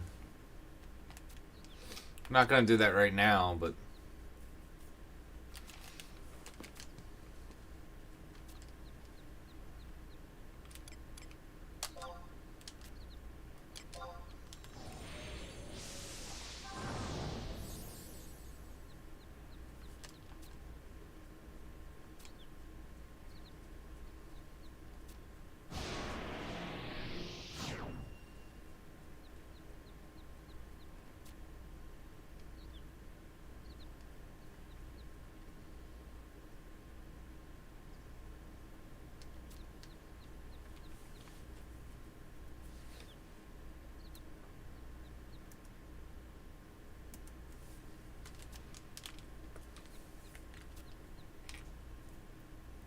Alright, so I have a little bit of time. I will go do a quick omen run on Summoner.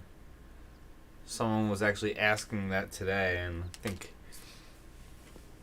doing an avatar on Summoner, it's good mesh.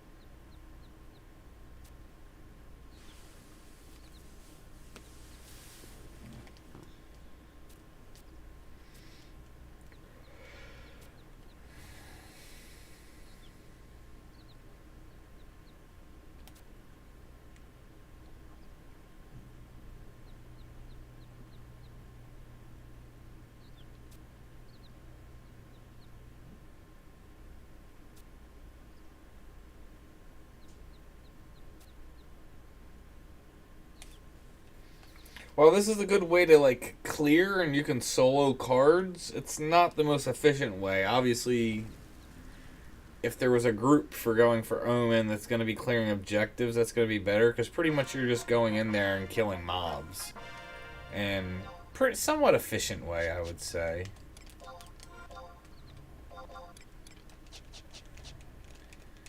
So we can actually have...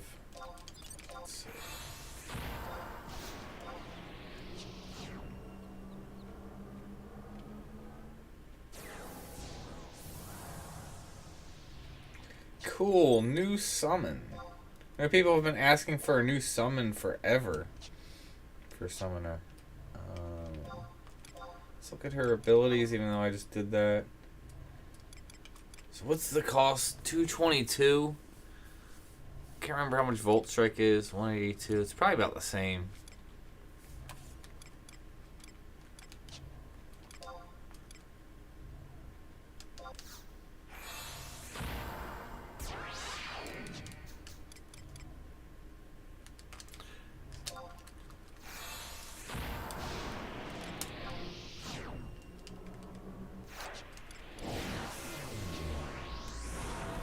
Curious if this stacks.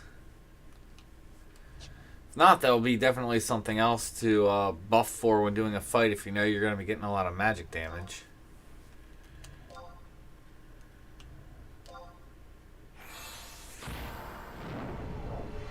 Okay, so it stacks with that.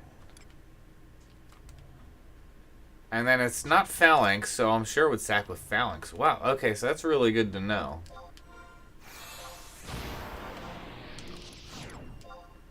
Alright, let's go do quick omen.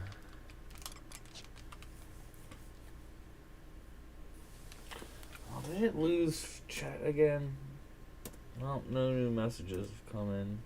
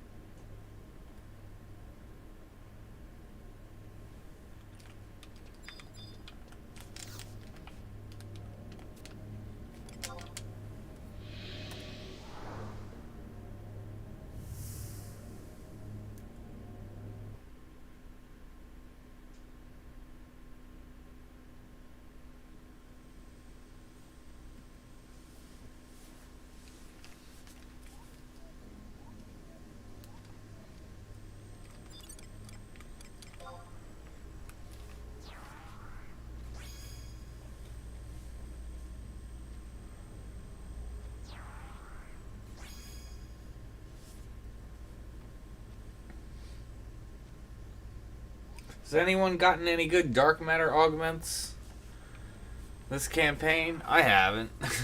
It's all been garbage so far.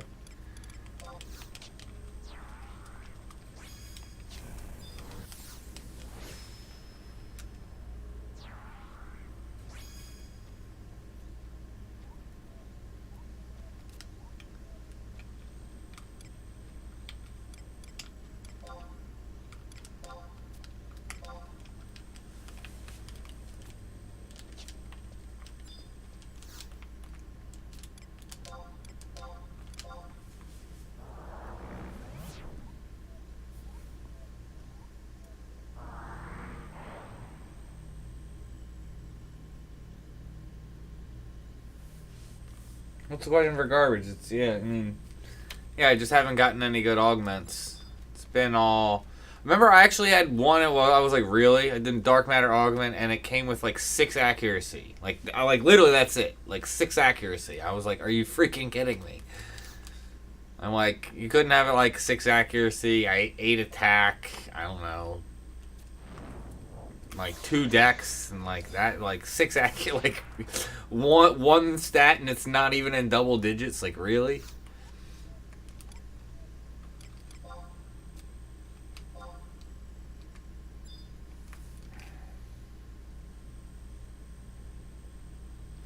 Yeah, I've never paid for dark matter in that way. I've only paid for dark matter for like upgrading Empyrean armor. Because I don't even know how much. It's like, what, 1.5, 2 million on this server? Like, I just rely on the things. I'm trying to even think if I want any trusts. And I guess for a little bit of MP. But MP shouldn't even be really a problem considering the blood packs I'm using. Guess I'll pull out some healers in case I need a heal I can engage. Because pretty much for this... What I rely on is you send your typically Rama, because he can do decent AoE damage. You send him in here, do some AoE damage on some, then stun, and that way they're all on him. And then even when he dies, then they kind of like de-aggro.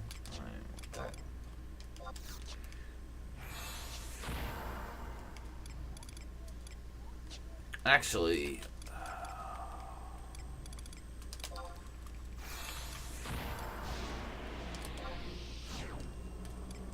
doing some phalanx.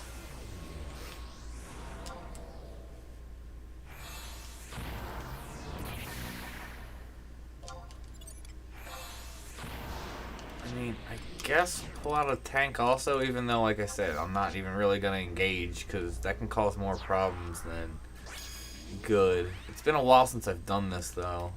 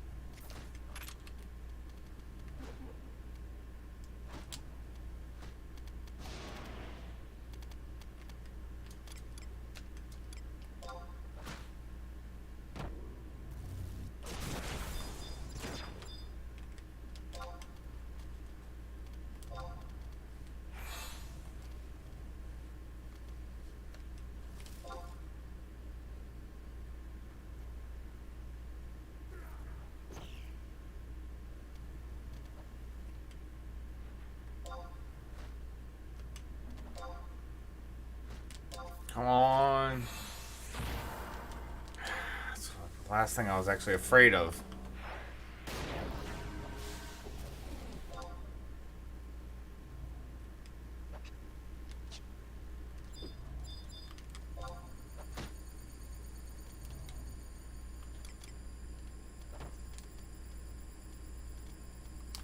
Yeah, because now timer's down.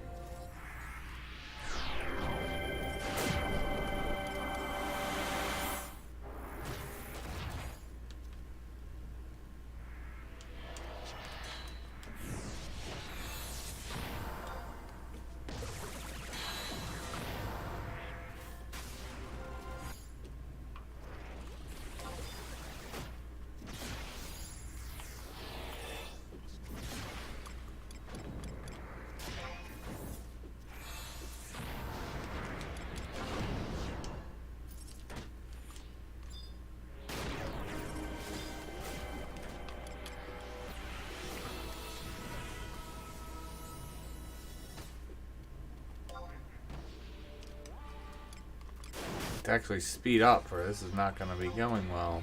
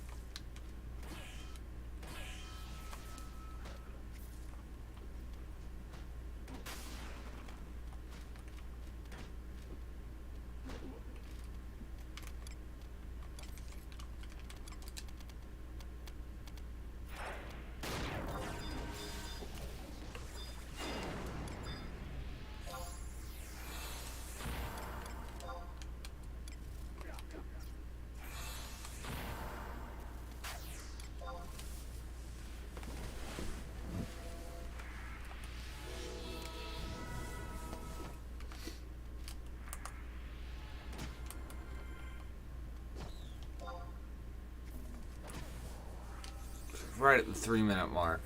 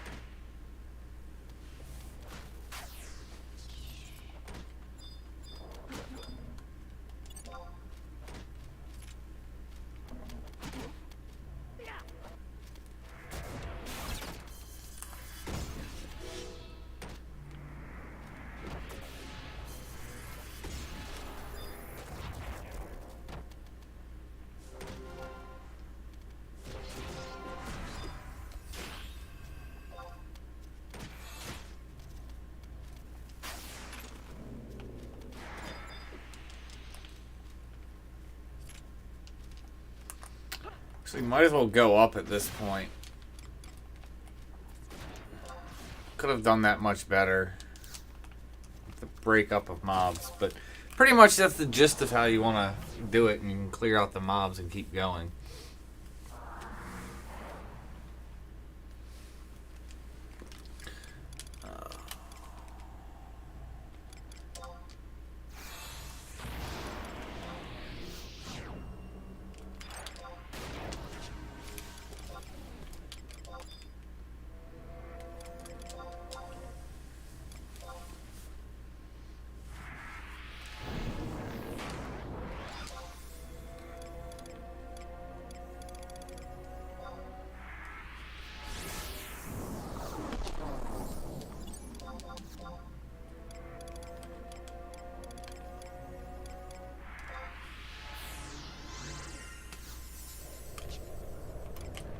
Yeah, let's get fresh phalanx up.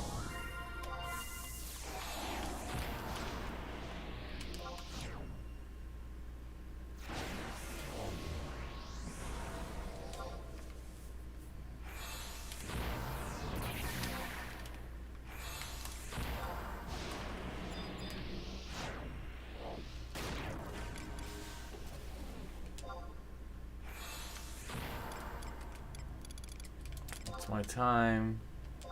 Not bad.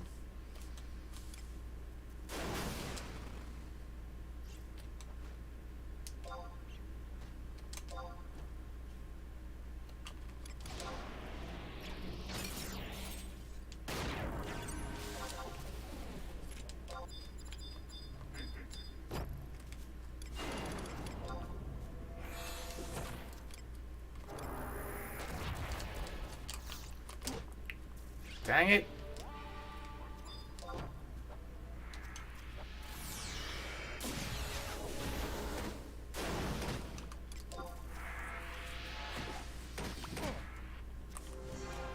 That's what I'm saying. You arguably don't want trusts, because I don't like pulling them off. Although this is a good size.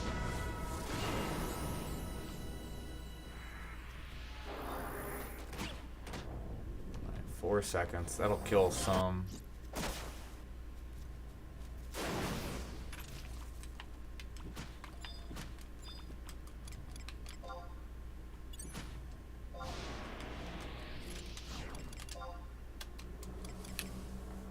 To hurry up before they go into aggro state on me. There we go.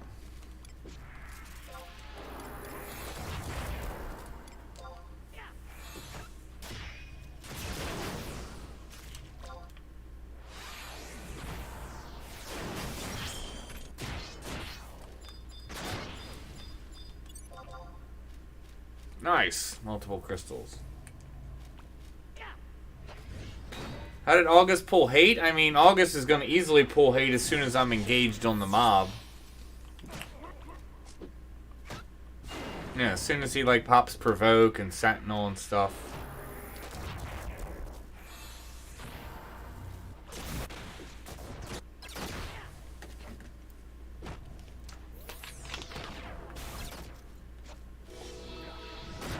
Like, August should be tanking most of the time unless I'm, like,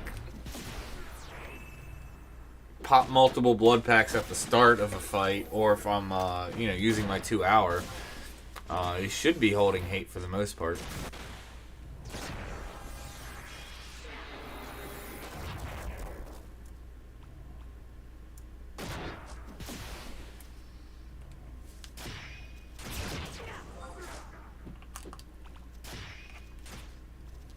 Oh man, that was a good grouping too.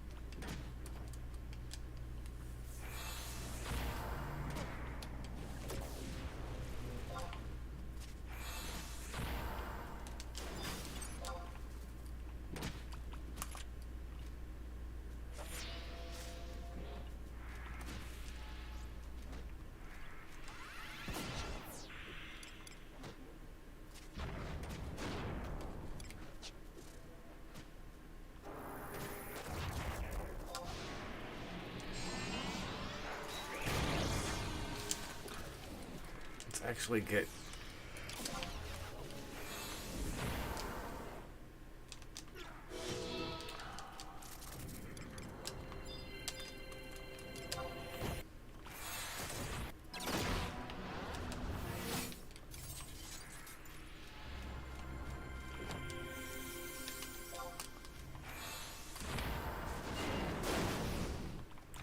Yeah, see, August's causing me problems over here. Let's see if he can retreat. See if we can get all the mobs over here.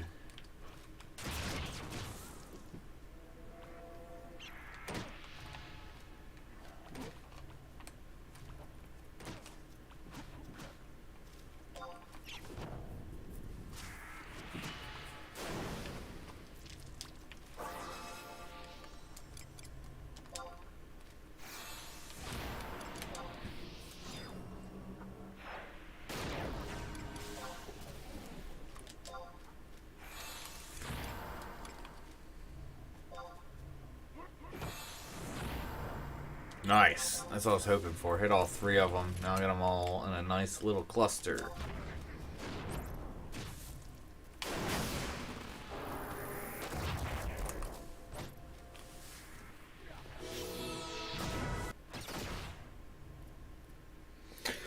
So August isn't going to get hate on the whole crowd because besides the mob that I'm telling Rama to go to, or the exact mob that I'm telling, Rama to do a blood pact to, other than that, no one has hate on the mobs except for Rama itself. That's why as soon as he dies, the mobs just kind of like de-aggro and stand there.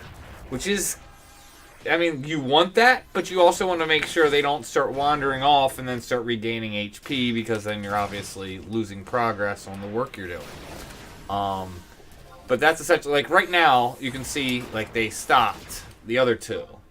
Like, they're not even doing anything and they're not going after August because they don't care. August never got engaged on them. Now, if I turn and target them and then August starts doing something on them, then that'll be the case. But so right now, like, they're stunned. As soon as they get unstunned, they should turn and go after Rama. Yeah, see, there the one did. So that was in a really good stun. Yep. So now they're dead, and now I only have the Transcendent.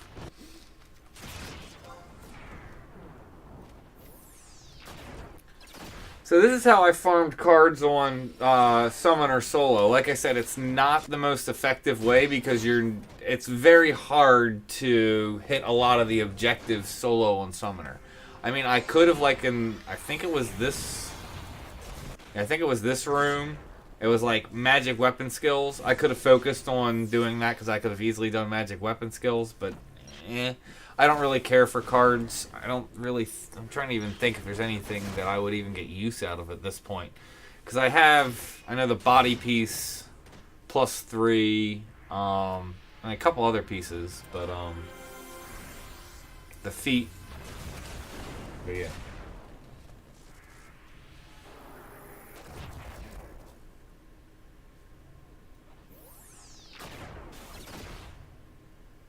If you can get your timing down really well, the ideal thing is to go in, Thunderstark a bunch of them, wait for Rama to die. When he dies, resummon him out, stun all the mobs, and then hopefully get another Thunderspark. And then if he dies, and kind of keep that cycle going. So that way the mobs are never really aggroing you and getting hate on you. And it keeps them, keeps them occupied. And keeps them from de-aggroing. I'll try and do that better.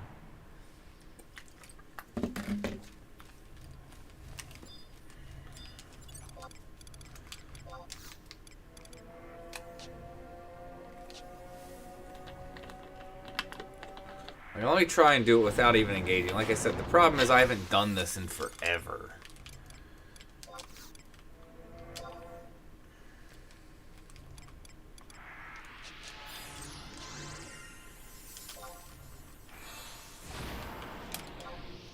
And like anything else, you don't do it, you don't use it, you lose it, so.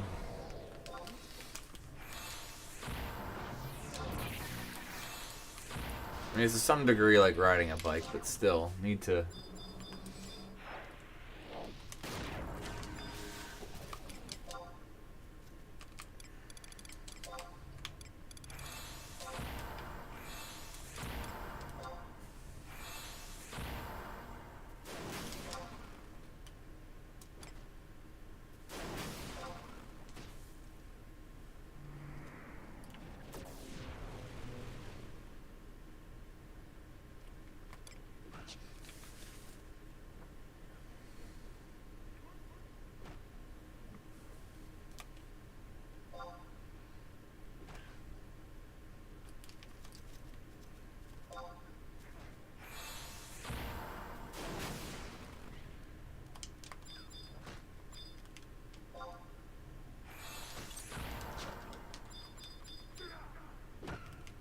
should have had him on this one. See, now it's kind of a problem since now I just told him to assault both of them. So now I'm in the hate queue for both. Not that it's going to be a big problem, but again, it's something you'd be aware of.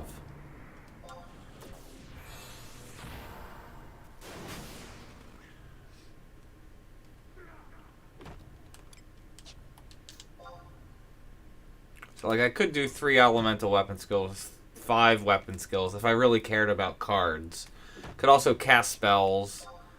Rama should get 3 critical hits. So it's like, you can do things for objectives, you know, like...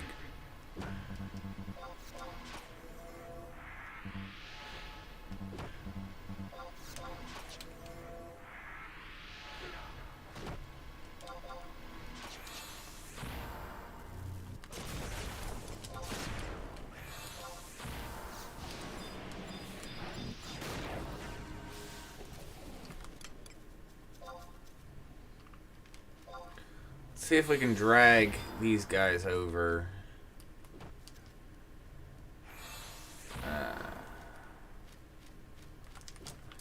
It's not what I wanted.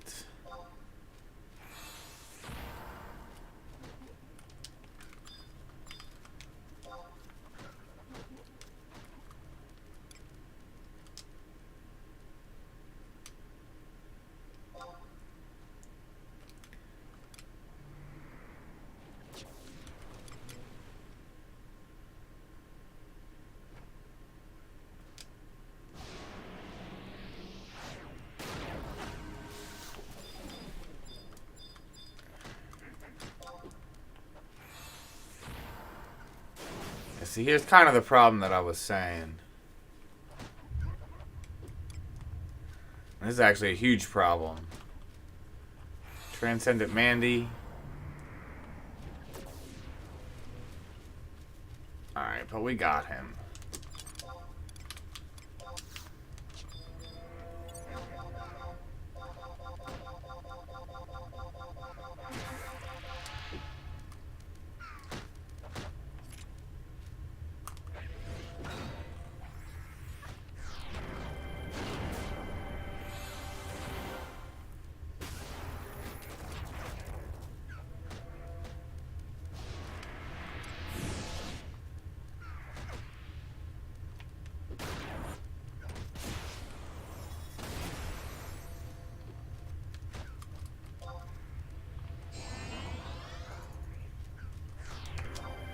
This is the problem with them running all over the place.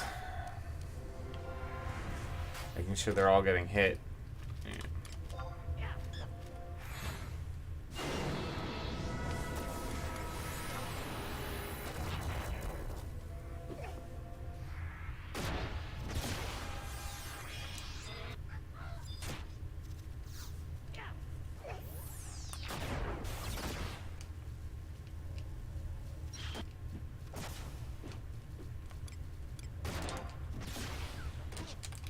I don't want to, yeah, let's do this.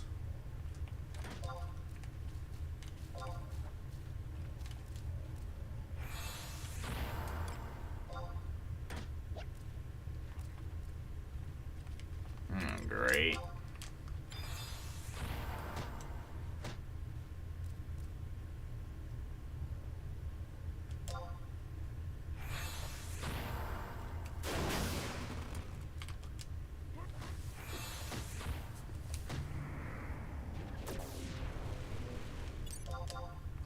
This might be a problem.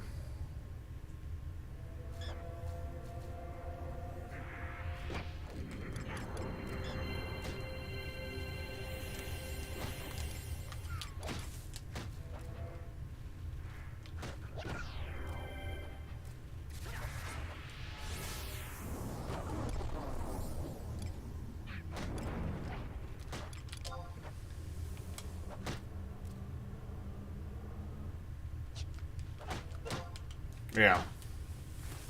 So the problem was I shouldn't have, I was trying to get more of a cluster of mobs, but the fact that I told too many to engage on had me in the hate queue for too many things, and that's what caused that death.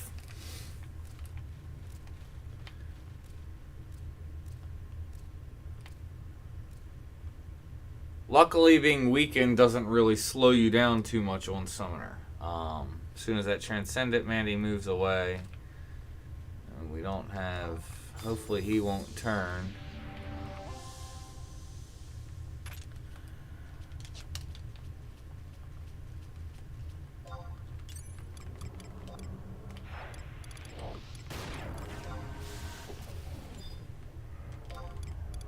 Good, I think they have a dot on, so...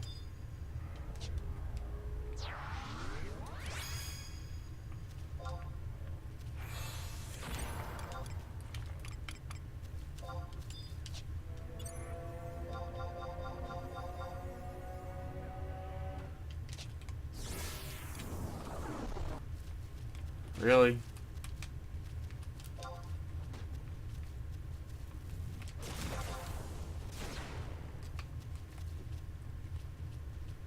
Don't do Whirl Claw.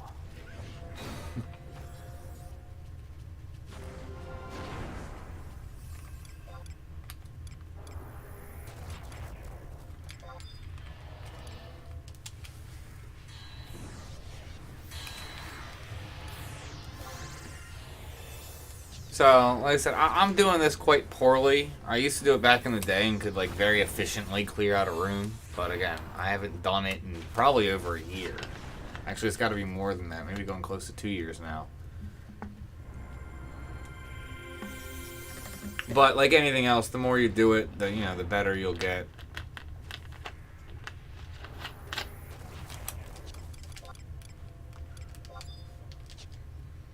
You also do want to be at least somewhat well geared. You don't have to be ridiculously geared, but obviously, the longer you're going in a fight and the more blood packs you have to do, the more risk it takes. You want to hopefully be able to take them down in like 3 to 5 Thunder Sparks, ideally.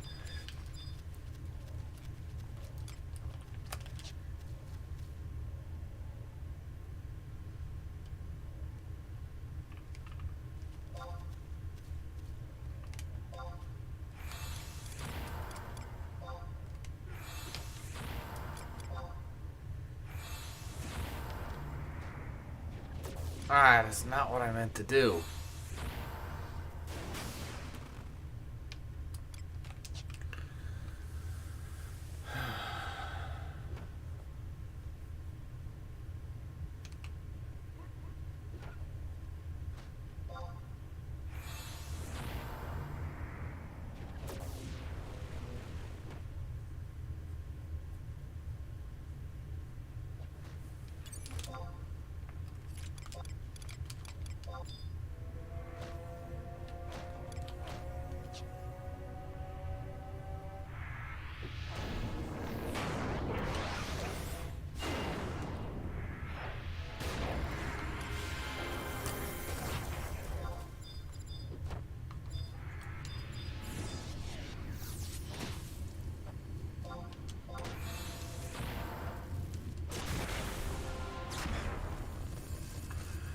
Not going well at all.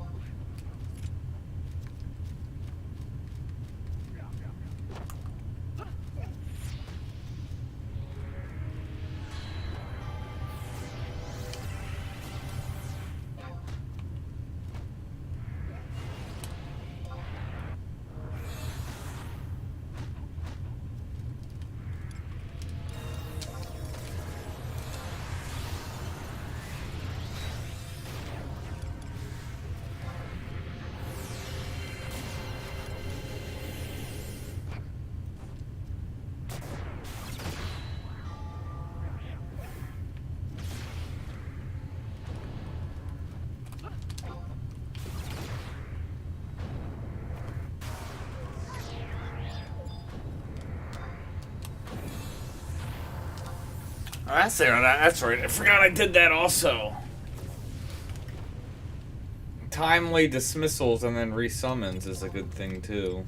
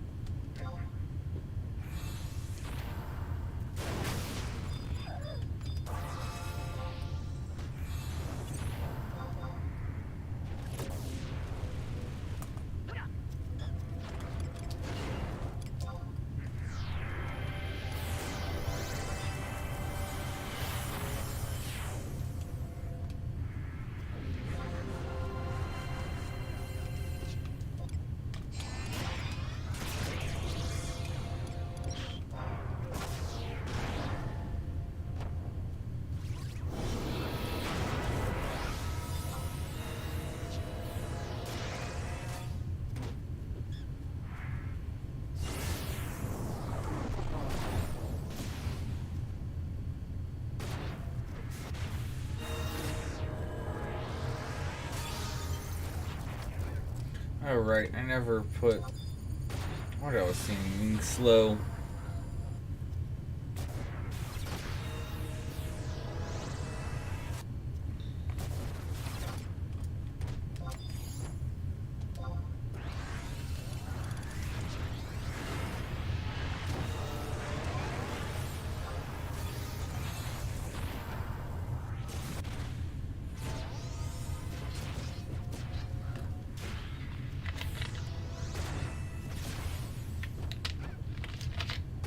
Should probably pull out Shantato just to help with the Transcendent.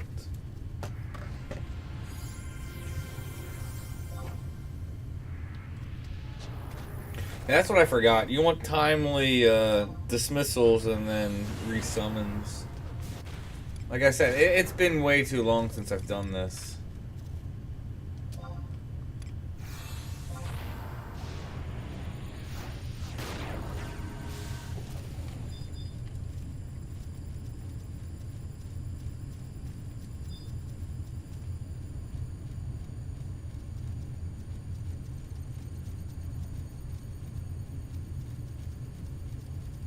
You know, like here's a good cluster.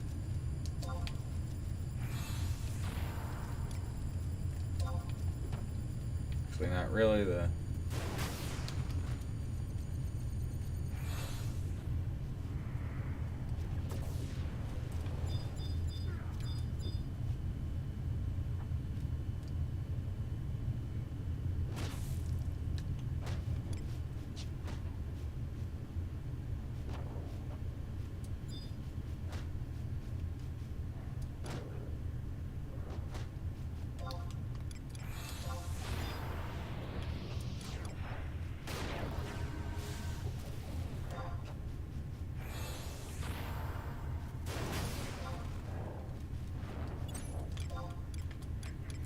yeah, that's what you want to do.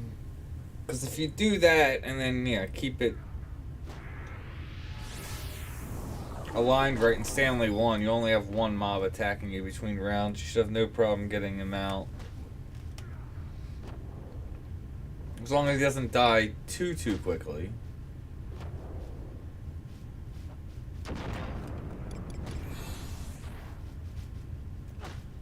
Yeah, see, I targeted 2 of them, so that's kind of a problem, but still should be fine.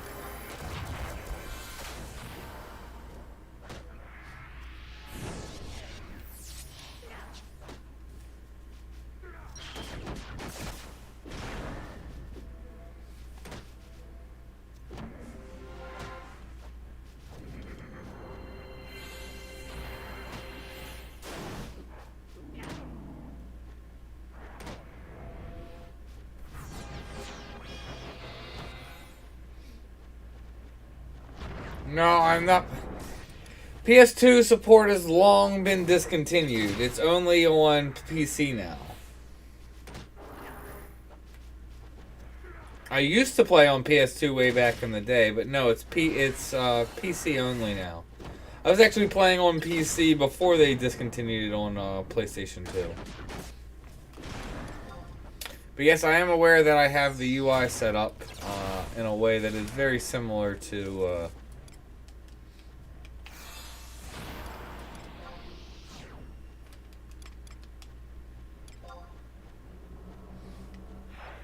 how it was on PS2.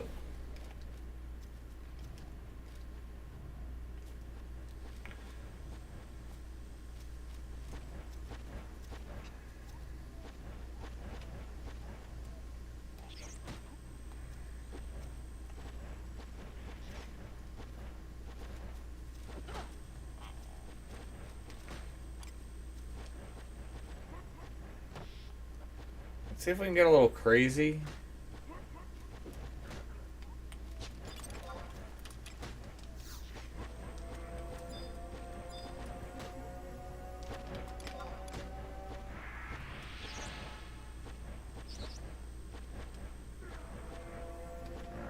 have two of them on me now. That is actually...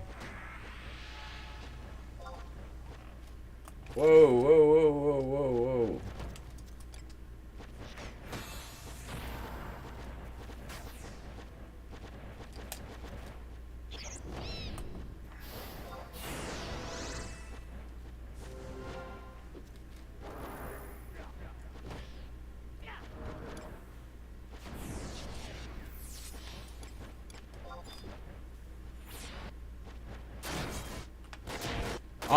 If you somehow, I don't know if you'd find footage, but the graphics are nowhere near as good as this on PS2. Again, the user layout is like PS2, but no, it's not on PS2. Like I said, you can't even play on PS2 anymore. I'd be interested to see if there are videos of somehow people record it back with PS2.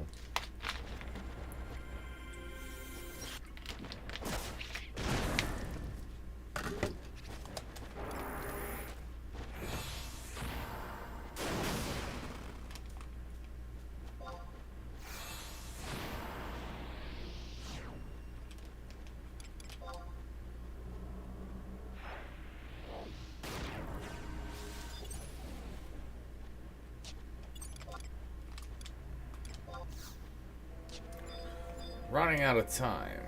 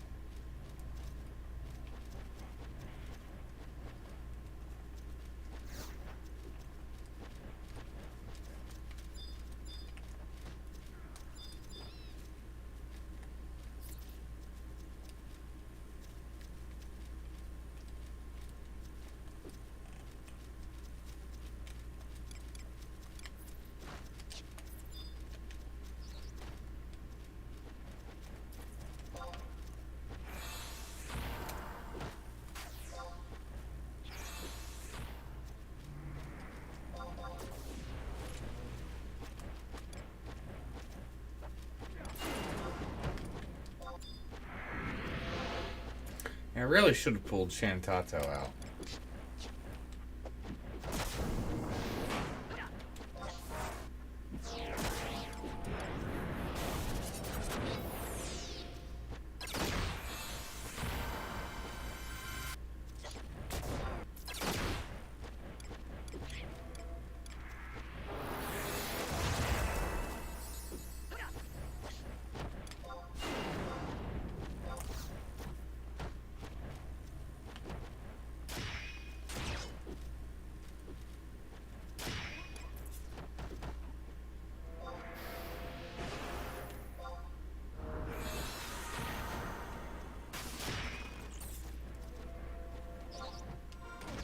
Two summoner cards. How many have we got in total? 3?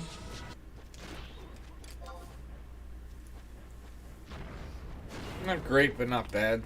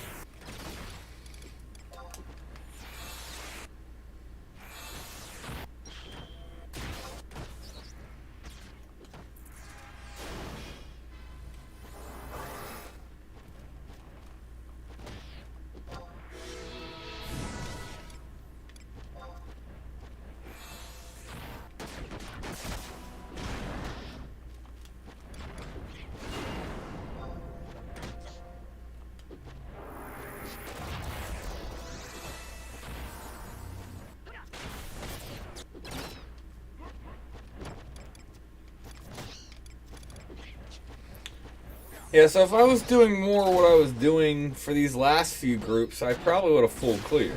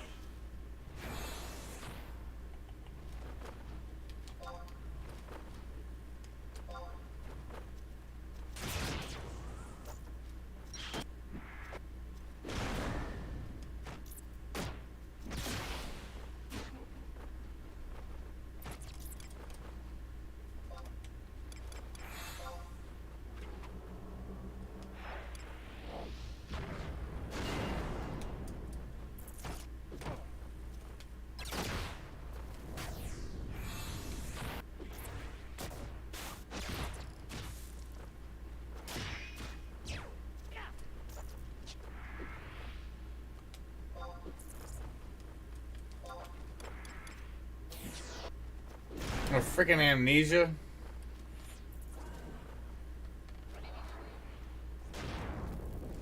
That sucks.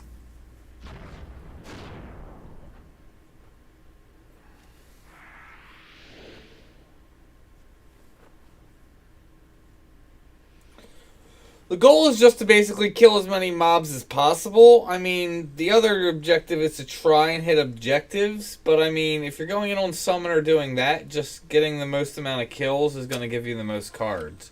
Accumulating cards is going to allow you to upgrade your artifact gear. So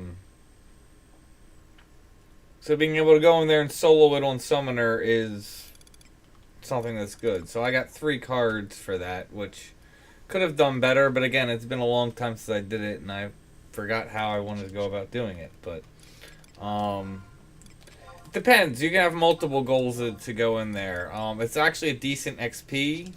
Like let's actually see. I should have had no job points. So I got 7 job points out of there and didn't even full clear. So that's not terrible. Decent amount of XP, which would be going towards oh, let me get a canteen. Which would be going towards getting a pulse weapon. But the main reason would be for people to go in there and try and farm cards. Just like I said, you're going to get the most amount of cards being with a group that's hitting all the objectives. But still being able, like if you're on a small server and you're playing by yourself and you want to level up Summoner, this is a decent strategy you can do to go through and clear the zone And you can get cards while you're doing it, and just do it a little bit every day, and you'll make progress and can eventually upgrade your artifact to +3. But yeah, I'm glad I finally remembered exactly how you want to do. You gather up the mobs kind of like I was at the end.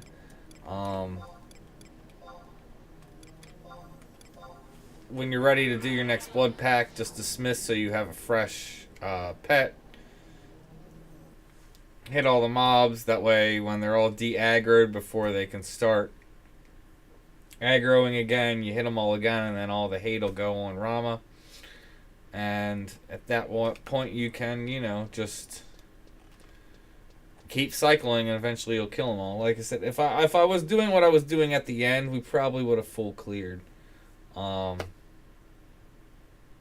I said, I couldn't remember exactly how I did it, but that's a good way of doing it, and getting in the middle of the mobs and having him hit them all is a good way. Like, we'll take some practice. You could probably practice just out in Regina, so you're not wasting, or Ryzenjima, so you're not wasting your canteens. And, you know, get good at that before you go in there and start using your canteens, and then you can efficiently try and clear out. And then once you get like really good and you know you're clearing out, you can try and hit whatever objectives you can. Because you can hit a few of them, especially if you pull out like Shantato and you're engaging on the like Transcendent would be a decent way of going about it. But yeah, you want to make sure that you're able to take out the Sweetwater mobs in probably about, like I said, 3 to 5 Thunder Sparks. If it's taking you more than that on average, you probably need to gear up a little better if you want to be trying to do that strategy. So it's going to be a little rough otherwise. But, alright guys, it's late. I got to work in the morning. What is it? Yeah, perfect timing. It's 11 o'clock. So, I'm going to go hit the sack. But thank you guys for tuning in. Thank you for supporting the channel. And may you have success in all you do.